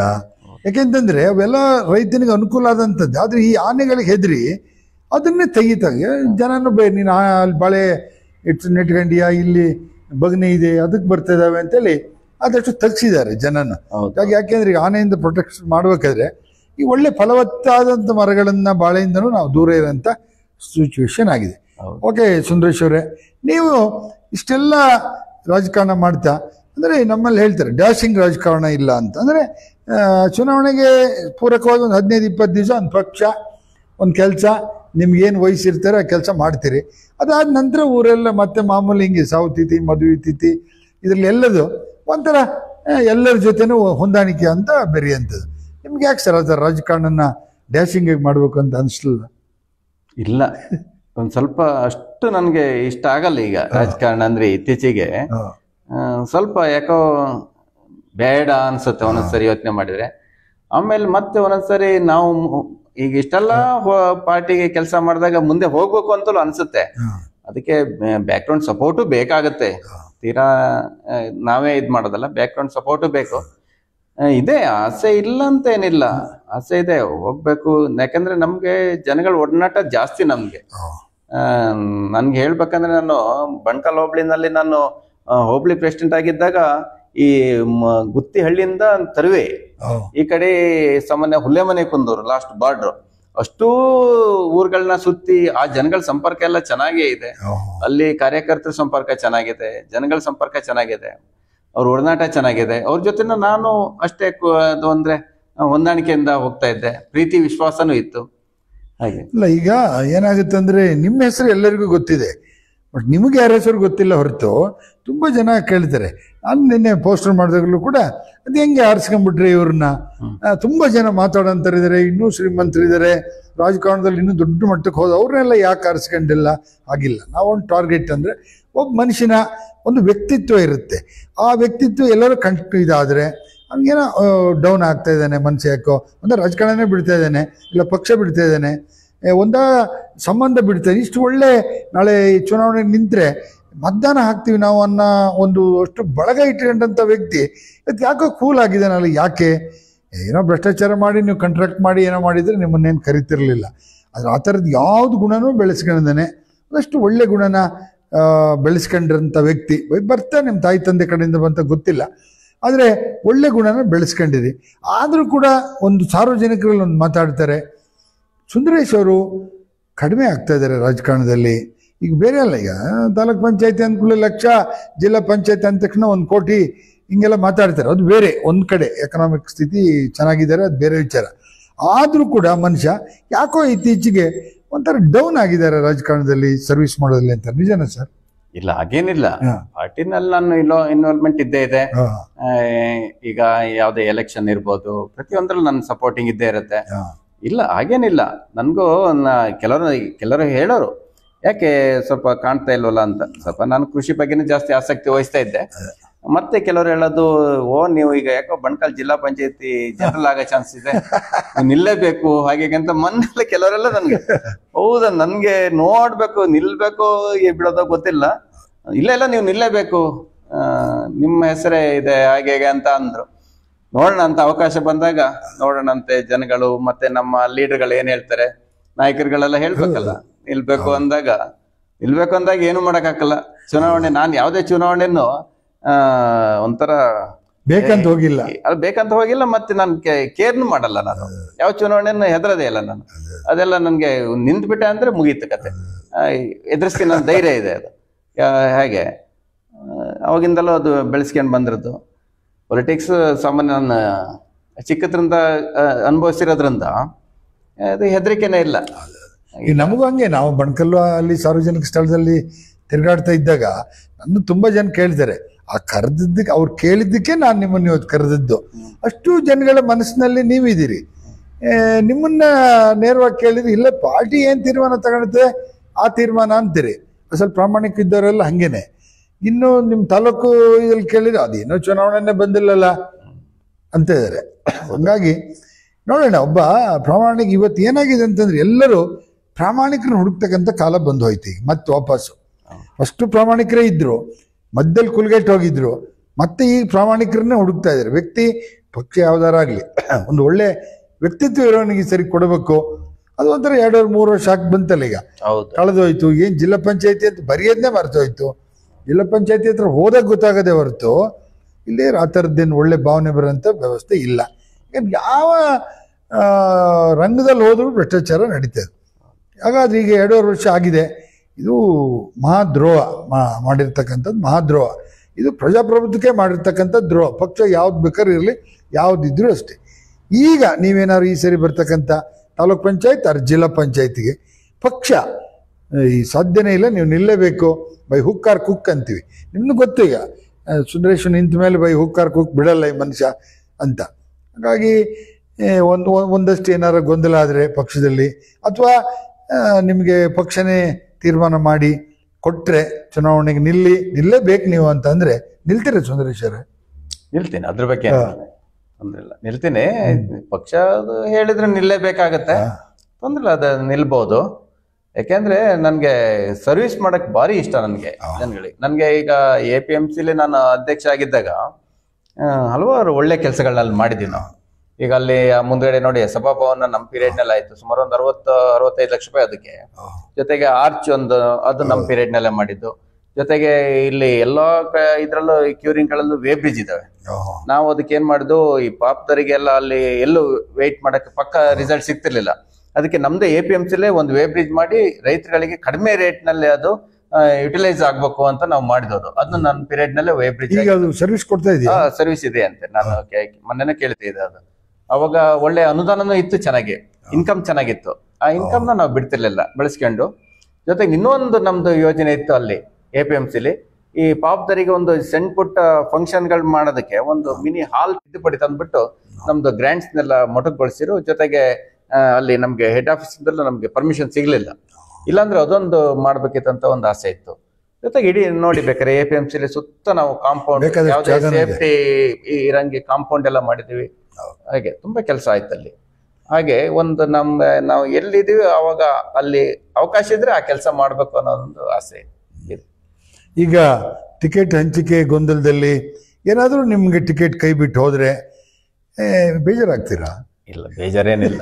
ಯಾಕಂದ್ರೆ ನನ್ಗೆ ಆ ತರ ಒಂದಿದಿಲ್ಲ, ಜವಾಬ್ದಾರಿ ಕೊಟ್ರೆ ಅವಕಾಶ ಸಿಕ್ಕಿರ್ ಬಿಡೋದೇ ಇಲ್ಲ. ಹಾಗೆ ಮತ್ತೆ ಟಿಕೆಟ್ ಸಿಗ್ಲಿಲ್ಲ ಅಂತ ಒಂದು ಬೇಜಾರೇನಾಗಿ ಆತರ ಆಗಲ್ಲ. ಈಗ ನೀವು ಕೇಳ್ತಾ ಇರೋದ್ರಲ್ಲಿ ಪಕ್ಷದಲ್ಲಿ ಒಂದು ಅರ್ಥ ಇದೆ. ನಾನು ಪಕ್ಷಕ್ಕಾಗಿ ದುಡ್ದಿದ್ದೀನಿ, ಗ್ರಾಮ ಪಂಚಾಯತಿಲಿದ್ದೆ, APMCಲಿದ್ದೆ, ಎಲ್ಲೂ ಭ್ರಷ್ಟಾಚಾರದ ಆರೋಪ ಇಲ್ಲ. ಹಾಗಾಗಿ ಜನ ನೀಗ ಬಯಸ್ತಾ ಇರೋದು ಭ್ರಷ್ಟಾಚಾರ ರಹಿತವಾಗಿರೋಂತನೋ ಬೇಕಂತ. ಅದು ಈಗ ಮೂಡಿಗೆರೆ ಜನತೆ, ಮೂಡಿಗೆರೆ ಬಾರ್ಡ್ರ್, NR-ಪುರ ಆ ಕಡೆ ಕೊಪ್ಪ ಆ ಕಡೆ ಬಂದ್ಬಿಡುತ್ತೆ. ಹಾಗಾಗಿ ಈ ತಾಲೂಕಿನ ಒಂದು ಬಾರ್ಡ್ರಲ್ಲಿ ಇರೋಂಥದ್ದು. ಮತ್ತು ಎಲ್ಲ ಕಷ್ಟ ಸುಖ, ನಿಮ್ಗೆಲ್ಲ ಕಷ್ಟ ಸುಖನೂ ಗೊತ್ತು, ಬಡತನ ಗೊತ್ತು, ಶ್ರೀಮಂತಿಗೆ ಗೊತ್ತು, ಕಾಡು ಪ್ರಾಣಿ ಅವಳಿ ಬೇರೆ ಕಷ್ಟ ಎಲ್ಲ ಅನುಭವಿಸಿರೋಂಥದ್ದು. ಮತ್ತು ರಾಜಕಾರಣ ಮಾಡೋಕ್ಕೆ ಹೋಗಿ ಮನೇಲಿ ಬಯಸ್ಕೊಂಡಿರೋದು ಎಲ್ಲದ ಅನುಭವನೂ ನಿಮಗಿದೆ. ಹಾಗಾಗಿ ಇವತ್ತು ರಾಜಕಾರಣ ಮಾಡೋದಕ್ಕೆ ಏನಂತ ಒಂದು ದೊಡ್ಡ ಹೊರೆ ಅಲ್ಲ. ಅವಾಗ ಆ ಗಳಿಗೆನಲ್ಲಿ ಏನಾದ್ರು ಜಿಲ್ಲಾ ಪಂಚಾಯತಿ ಅಂತ ಇದ್ದದ್ದು ಇಲ್ಲ ತಾಲೂಕ್ ಪಂಚಾಯತಿಗೆ ಸೀಮಿತ ಮಾಡಿಬಿಟ್ರೆ ನಿಮ್ಮನ್ನು ಎಲ್ಲರೂ ಕೆಟಗರಿ ಬಂತು, ಬೇಡ ತಾಲೂಕ್ ಪಂಚಾಯತಿ ಅಲ್ಲಿ, ಯಾಕೆಂದರೆ ಸುಂದರೇಶ್ ಆದರೆ ಅಲ್ಲಿ ಗೆದ್ದು ಬರ್ಬೋದು, ಬೇರೆಯಾದ್ರೆ ಕಷ್ಟ ಅನ್ನೋ ಒಂದು ಏನೋ ಸಿಚುವೇಶನ್ ಎಲ್ಲ ಕ್ರಿಯೇಟ್ ಮಾಡ್ತಾರೆ. ಅಂಥ ಸಂದರ್ಭದಲ್ಲಿ ಏನು ಮಾಡ್ತೀರಿ ಸರ್? ಇಲ್ಲ, ಫಸ್ಟ್ ಪ್ರಿಫರೆನ್ಸ್ ಇರೋದು ಜಿಲ್ಲಾ ಪಂಚಾಯತ್. ಅಲ್ಲಿ ಕೆಟಗರಿ ಬಂದ್ರೆ ಅದಕ್ಕೆ ನನಗೆ ಹೆಚ್ಚು ಒತ್ತಿರೋದು. ಜೊತೆಗೆ ಇಲ್ಲ ಕೆಟಗರಿ ಬರ್ಲಿಲ್ಲ ಅಂದಾಗ, ಯಾಕಂದ್ರೆ ನಮ್ಗೆ 3-4 ಎಲೆಕ್ಷನ್ ನಾನು ನೋಡ್ತಾ ಬಂದಿದ್ದೀನಿ. ಆಕ್ಚುಲಿ ಬಣ್ಕಲ್ ಬರ್ಲೇಬೇಕು ಈ ಸರಿ, ಬರ್ಲೇಬೇಕು. ಜಿಲ್ಲಾ ಪಂಚಾಯತಿ ಸ್ಟಾರ್ಟ್ ಆದ್ಮೇಲೆ ಬಂದೇ ಇಲ್ಲ, ಅಲ್ಲಿಗೆ ಜನರಲ್ಲೇ ಬಂದಿಲ್ಲ. ಹಾಗಾಗಿ ಬರ್ಬೇಕು ಈ ಸರಿ. ತೀರಾ ಬರ್ಲೇ ಇಲ್ಲ ಅಂದಾಗ ಏನು ಮಾಡಕ್ ಆಗಲ್ಲ. ತಾಲೂಕ್ ಪಂಚಾಯತಿ ಅಂದ್ರೆ ಏನಾದ್ರು ಪಕ್ಷ ಹೇಳಿದ್ರೆ ನಿಲ್ಬೇಕಾಗತ್ತೆ, ಆತರ. ಈಗ ಅಂದ್ರೆ ನಿಮ್ದು ಫಸ್ಟೇ ಏನು ತಯಾರಿ ಏನಲ್ಲ, ನೀವು ಬಿಲ್ಡಿಂಗ್ ಕಟ್ಟಬೇಕು ಅಂತೇಳಿ ಈಗಾಗಲೇ ಫೌಂಡೇಶನ್ ಎಲ್ಲ ರೆಡಿ ಇದೆ ನಿಮ್ದು. ಯಾವಾಗ ಒಪ್ಪಿಗೆ ಕೊಟ್ಟರು ಗಾಡಿ ಕಟ್ಟದೆ. ಈಗ ಬೇರೆ ಹಂಗಲ್ಲ, ಈಗ ಬಿಲ್ಡಿಂಗ್ ಫೌಂಡೇಶನ್ನೇ ಇಲ್ಲ, ಎಲ್ಲ ಇಟ್ಕೆ ತಂದ್ರೆ ಅದು ಬಿದ್ದು ಹೋಗುತ್ತೆ. ಈಗ ನೋಡಿ ರಾಜಕಾರಣದಲ್ಲಿ ನಾವು ನೋಡ್ತೀವಿ MP MLA ಎಲೆಕ್ಷನ್ ಎಲ್ಲ ಒಂದು 50% ಜಾಸ್ತಿ ಭ್ರಷ್ಟರೇ ಇರೋಂಥದ್ದು. ಯಾವುದೋ ಕಾಂಟ್ರಾಕ್ಟ್ ಮಾಡೋ ಇನ್ನೊಂದು ಮಾಡೋ ಚುನಾವಣೆ ನಿಂತು ಫೇಸ್ ಮಾಡೋ ಅಂತಾರೆ. ಅದು ಜಿಲ್ಲಾ ಪಂಚಾಯತ್ ತಾಲೂಕ್ ಪಂಚಾಯತ್ನಲ್ಲಿ ಆ ರೀತಿ ಆಗಲ್ಲ ಈ ಸರಿ ಅಂತ. ಜನಗಳಿಗೆ ಒಂದು ಪಕ್ಷ ಯಾವುದೇ ಇರಲಿ, ಜನಗಳಿಗೆ ಒಂದು ಒಳ್ಳೆ ವ್ಯಕ್ತಿನ ಆರಿಸ್ಕೊಳ್ಳೋಣ. ಎಲ್ಲೂ ಬೇಕಾದ್ರೂ ಸಾವು ಮದುವೆ ತಿಥಿನಲ್ಲಾದ್ರೂ ಬೈಬೋದಾ, ಅಲ್ಲವ ರೋಡ್ ಮಾಡಿಸ್ಕೊಡ್ಲ, ನೀನು ಇದು ಮಾಡಲಿಲ್ಲ ಅಂತ, ಆ ಥರ ಒಂದು ಆತ್ಮೀಯತೆಗೆ ಬೈಯೋದಲ್ಲ, ಆತ್ಮೀಯತೆ ಕೇಳ್ಬೋದು ಅಂತ ಅನಿಸಿರ್ತದೆ. ಓಕೆ ಸರ್, ಅನಂತರ ಇನ್ನೂ ಪಕ್ಷದಲ್ಲಿ ಪ್ರಾಮಾಣಿಕವಾಗಿದ್ದೀರಿ, ಹಂಗಾಗಿ ನೋಡೋಣ ಮುಂದೆ ಏನಾರ MLC ಚುನಾವಣೆ ಸಿಕ್ಕಿದ್ರು ನಿಮಗೆ ಸಿಗ್ಬೋದು. ಈಗ ನಿಮ್ಮನ್ನು ಇವತ್ತು ಕರೆದಿದ್ದೀವಿ, ಏನಾದರೂ ಪಕ್ಷ ನಿಮ್ಮನ್ನು ಟಾರ್ಗೆಟ್ ಮಾಡಿ ಕೆಳಗಿಬಿಟ್ರೆ ಕಷ್ಟ. ಆದರೆ ಪಕ್ಷನೇ ಟಾರ್ಗೆಟ್ ಮಾಡಿ ನೀವೇ ಕ್ಯಾಂಡಿಡೇಟ್ ಅಂತ ಆಗಿಬಿಟ್ರೆ ಅದರಲ್ಲಿ ನೀವು ಏನು ಇಷ್ಟು ವರ್ಷ ಸರ್ವಿಸ್ ಮಾಡಿದ್ರಿ ಅದರ ಒಂದು ಹೆಜ್ಜೆ ಮೇಲೆ ಹೋಗೋದಕ್ಕೆ ಇದು ಕೂಡ ಅವಕಾಶ. ಈಗ ಪಕ್ಷ ನಿಮ್ಮನ್ನು ನಡೆಸ್ಕೊಂಡಂಥ ರೀತಿ ಇಲ್ಲಿವರೆಗೆ ಅಥವಾ ಮುಂದೆ ಬರ್ತಕ್ಕಂಥ ಚುನಾವಣೆ ಬರುತ್ತೆ, ಅಕಸ್ಮಾತ್ ಬಂದರೆ ಕ್ಯಾಟಗರಿ ಬಂದರೆ ಅದರಲ್ಲಿ ಸುಂದರೇಶ್ ಚುನಾವಣೆಗೆ ನಿಂತರೆ ನಿಮ್ಮ ಒಂದು ಏನು ಬಣಕಲ್ ಹೋಬಳಿಯ ಜನತೆ ಏನು ಮಾಡ್ಬೇಕು ಅಂತ ಹೇಳ್ತೀರಿ ಸರ್? ಜನತೆ ಅದು ಸಪೋರ್ಟ್ ಮಾಡ್ತಾರೆ. ಯಾಕೆಂದ್ರೆ ಎಲ್ಲಾ ಜನಗಳ ಜೊತೆ ನನಗೆ ಒಂದು ಇದಿದೆ, ಲಿಂಕ್ ಇದೆ. ಜನರು ಸಪೋರ್ಟ್ ಮಾಡ್ತಾರೆ ಅನ್ನೊಂದು ನನ್ನ ಇದಿದೆ, ನಂಬಿಕೆ ಇದೆ. ಜೊತೆಗೆ ನಾನು ಸಾಮಾನ್ಯ ಎಲ್ಲ ವರ್ಗದ ಜನಗಳನ್ನ ನಾನು ಭಾರಿ ಪ್ರೀತಿ ಮಾಡ್ತೀನಿ. ಎಲ್ಲ ವರ್ಗದ ಜನಗಳದ್ದು ಒಂದು ನಿಕಟ ಸಂಪರ್ಕ ಇದೆ. ಹಾಗಿದ್ದಾಗ ನನಗೇನು ಚುನಾವಣೆಗೆ ಫಸ್ಟಿಗೆ ನಾನೇನು ಕೈ ಮುಕ್ಕೊಂಡು ಹೋಗ್ಬೇಕಂತೇನಿಲ್ಲ ನನಗೆ. ಯಾಕೆಂದ್ರೆ ಆಲ್ರೆಡಿ ನಾನು ಎಲ್ಲಾ ಊರ್ನಲ್ಲೂ ಸುತ್ತಿ ನನಗೆ ಜನಗಳ ಪರಿಚಯ ಇದೆ. ಅವಾಗಿಂದಲೂ ನನಗೆ ಹೇಳ್ತಿದ್ರು, ನೆಕ್ಸ್ಟ್ ಏನಾದ್ರು ಚುನಾವಣೆ ಅವಕಾಶ ಸಿಕ್ಕಿದಾಗ ನೀವು ರೆಡಿ ಇರ್ಬೇಕಂತ ನನಗೆ ಹಿಂದಿನಿಂದಲೂ ಹೇಳಿಕೆ ಬಂದಿದ್ರು. ಹಾಗಿದ್ದಾಗ ಅದೇನು ದೊಡ್ಡ ಸಮಸ್ಯೆ ಆಗಲ್ಲ. ಜೊತೆಗೆ ಪಕ್ಷ ನಮ್ಮನ್ನು ಗುರುತಿಸ್ಬೇಕು. ನಾನು ಹೇಳೋದು ಮೇಜರ್ ಪಕ್ಷಗಳಲ್ಲಿ ಪಕ್ಷ ಗುರುತಿಸಿ ಸುಲಭ ಆಗತ್ತೆ. ತೀರಾ ನಾವೇ ಒತ್ತಡ ಹಾಕೋದಕ್ಕಂತ ಈಗ ಅವರು ನಮ್ಮ ಚಟುವಟಿಕೆಗಳನ್ನ ನೋಡ್ಬೇಕಲ್ಲ. ಅವರು ಹಿಂದೆ ನಾವು ಸರ್ವಿಸ್ ಮಾಡಿದ್ನ ಅವ್ರು ಪರಿಗಣನೆ ಮಾಡ್ಬೇಕಲ್ಲ. ಪರಿಗಣನೆ ಮಾಡಿದಾಗ ಯಾವುದೇ ನ್ಯೂನ್ಯತೆ ಇಲ್ಲ ಅಂದಾಗ ಕೊಡ್ಲೇಬೇಕಾಗತ್ತೆ. ಕೊಟ್ರೆ ಒಂದು ಒಳ್ಳೆ ಅವಕಾಶ ನನಗೂ. ಯಾಕೆಂದ್ರೆ ಹಂತವಾಗಿ ನಾವು ಮೇಲೆ ಹೋಗೋದಕ್ಕೆ ಒಂದು ಒಳ್ಳೆ ಅವಕಾಶ ಆಗುತ್ತೆ. ಇದನ್ನ ನಾವು ಪಾರ್ಟಿನಲ್ಲಿ ತೀರ್ಮಾನ ಮಾಡ್ಬೇಕಾಗತ್ತೆ. ಜೊತೆಗೆ ನಾವು ಅಂದ್ರೆ ಹಿಂದಿನಿಂದಲೂ ನಾವು ಈ ಬರೀ ನನಗೆ ಈ ರಾಜಕೀಯ ಮತ್ತೆ ಇದು ಅಂತಲ್ಲ, ಎಲ್ಲ ಸಂಘ ಸಂಸ್ಥೆಗಳಲ್ಲೂ ನಾನು ಕೆಲಸ ಮಾಡಿದಂಥನು. ಈಗ ಲಯನ್ಸ್ ಅಲ್ಲೂ ನಾನು ವರ್ಕ್ ಮಾಡಿದ್ದೀನಿ. ಜೊತೆಗೆ ನನಗೆ ನಮ್ಮ ಈ ಧಾರ್ಮಿಕ ಒಂದು ಸಂಸ್ಥೆಗಳಲ್ಲಿ ಈಗ ನಮ್ಮೂರಿನಲ್ಲೇ ಒಂದು ದೇವಸ್ಥಾನ ಎಲ್ಲ ಕಟ್ಬೇಕಾದ್ರೆ ಅವಾಗ ನನಗೆ ಭಾರಿ ಇಂಟ್ರೆಸ್ಟ್ ತಗೊಂಡು ಅದೊಂದು ಒಳ್ಳೆ ದೇವಸ್ಥಾನನೂ ಮಾಡಿದ್ವಿ, ರಾಮೇಶ್ವರ ದೇವಸ್ಥಾನ. ಅವಾಗಲೂ ಊರಿನಲ್ಲಿ ಸ್ವಲ್ಪ ಒಳ್ಳೆ ಇದಿತ್ತು, ಸಪೋರ್ಟಿಂಗ್ ಇತ್ತು.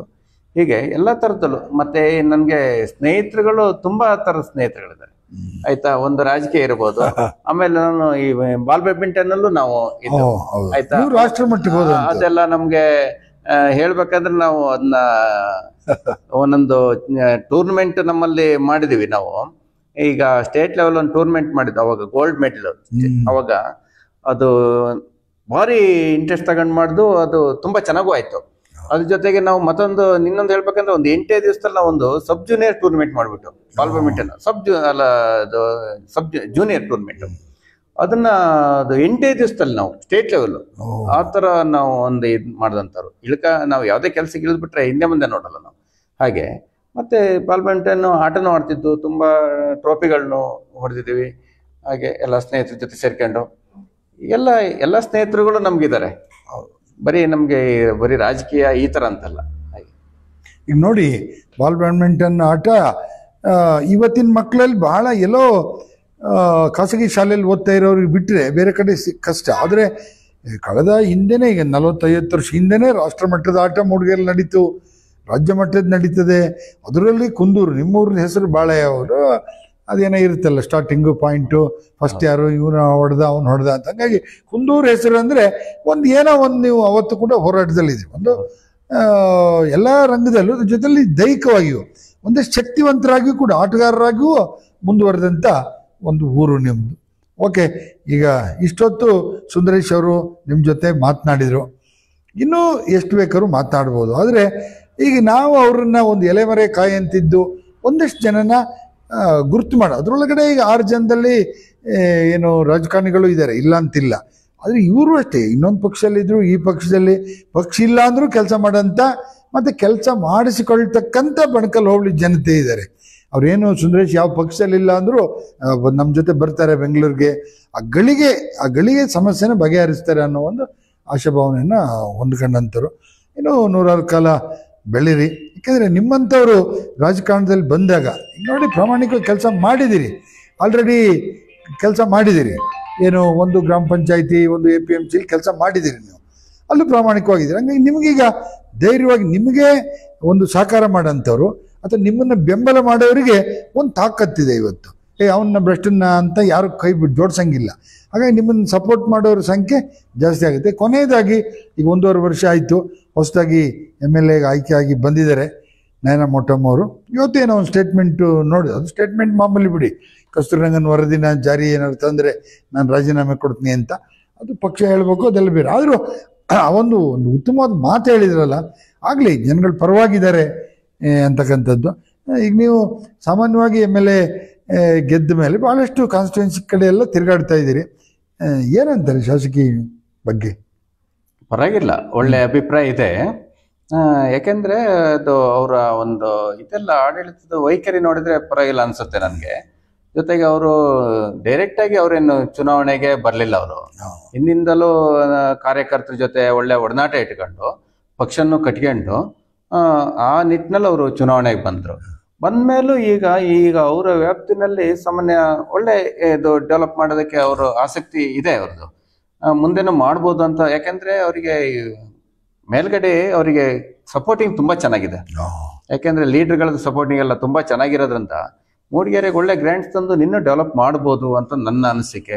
ಮಾಡ್ತಾರೆ. ಇನ್ನು 3 ವರ್ಷ ಇರೋದಲ್ಲ, ಅಲ್ಲ 1.5 ವರ್ಷ ಆಗಿರೋದು, 3 ವರ್ಷ ಇದೆ. ಹೌದೌದು. ಯಾಕಂದ್ರೆ ಎಲ್ಲ ಕಡೆನೂ ಅವರು ಸ್ಪಂದನೆ ಚೆನ್ನಾಗಿದೆ, ಎಲ್ಲೂ ನೆಗ್ಲೆಕ್ಟ್ ಅಂತ ಏನಿಲ್ಲ. ಹಾಗಿರೋದ್ರಿಂದ ಒಳ್ಳೆ MLA ಅಂತ ನನಗೆ ಅನಿಸುತ್ತೆ. ಮುಂದೆ ಕೆಲಸ ಆಗುತ್ತೆ ಇದು. ಓಕೆ ಸರ್, 1 ಅವರ್ ಆಯಿತು.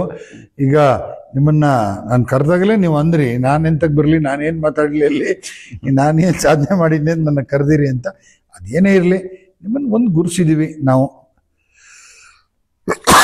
ಒಂದಷ್ಟು ನಿಮಗೆ ಗೊತ್ತಿರೋಂಥದ್ದನ್ನ, ಒಂದಷ್ಟನ್ನ ಪ್ರಾಮಾಣಿಕತನನ್ನು ಮಾತನಾಡಿದಿರಿ.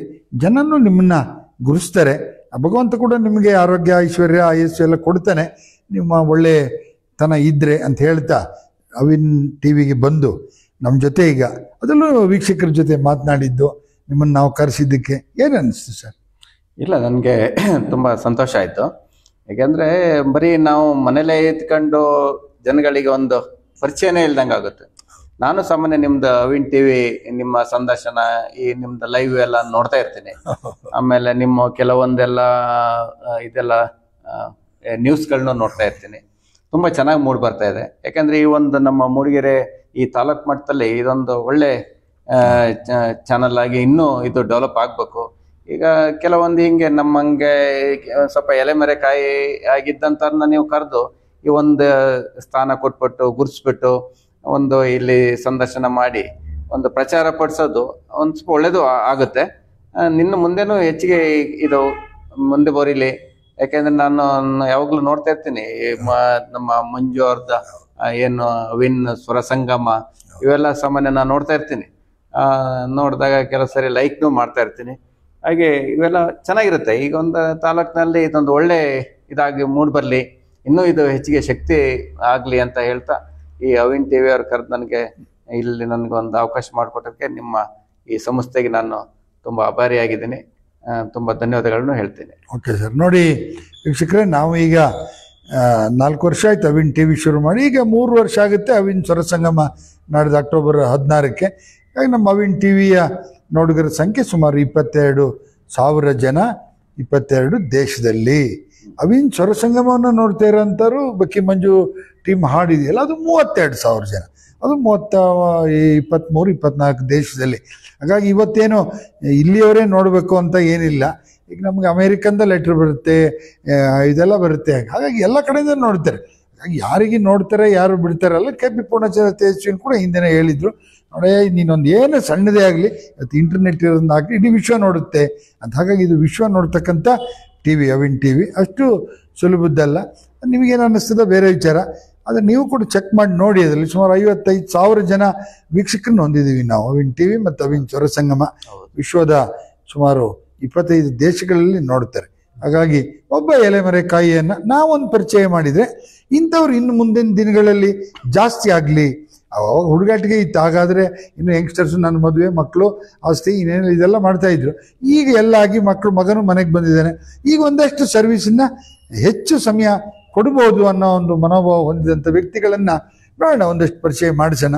ಮುಂದಿನ ದಿನಗಳಲ್ಲಿ ಇಂಥ ಒಂದು ಪ್ರಾಮಾಣಿಕ ವ್ಯಕ್ತಿಗಳಿಂದ ಒಂದಷ್ಟು ಸೇವೆ ಈ ಭೂಮಿ ತಾಯಿಗೆ ಅಥವಾ ಈ ಭಾರತ ಮಾತೆಗೆ ಸಿಗಲಿ, ಪ್ರಾಮಾಣಿಕರಿಗೆ ಒಂಚೂರು ಉಸಿರಾಡಂತ ವ್ಯವಸ್ಥೆ ಆಗಲಿ ಅಂತ. ಓಕೆ ಸರ್, ಮುಗಿಸೋಣ ಹಾಗಾದ್ರೆ. ಮತ್ತೇನು ಹೇಳಕ್ಕಿದೆ?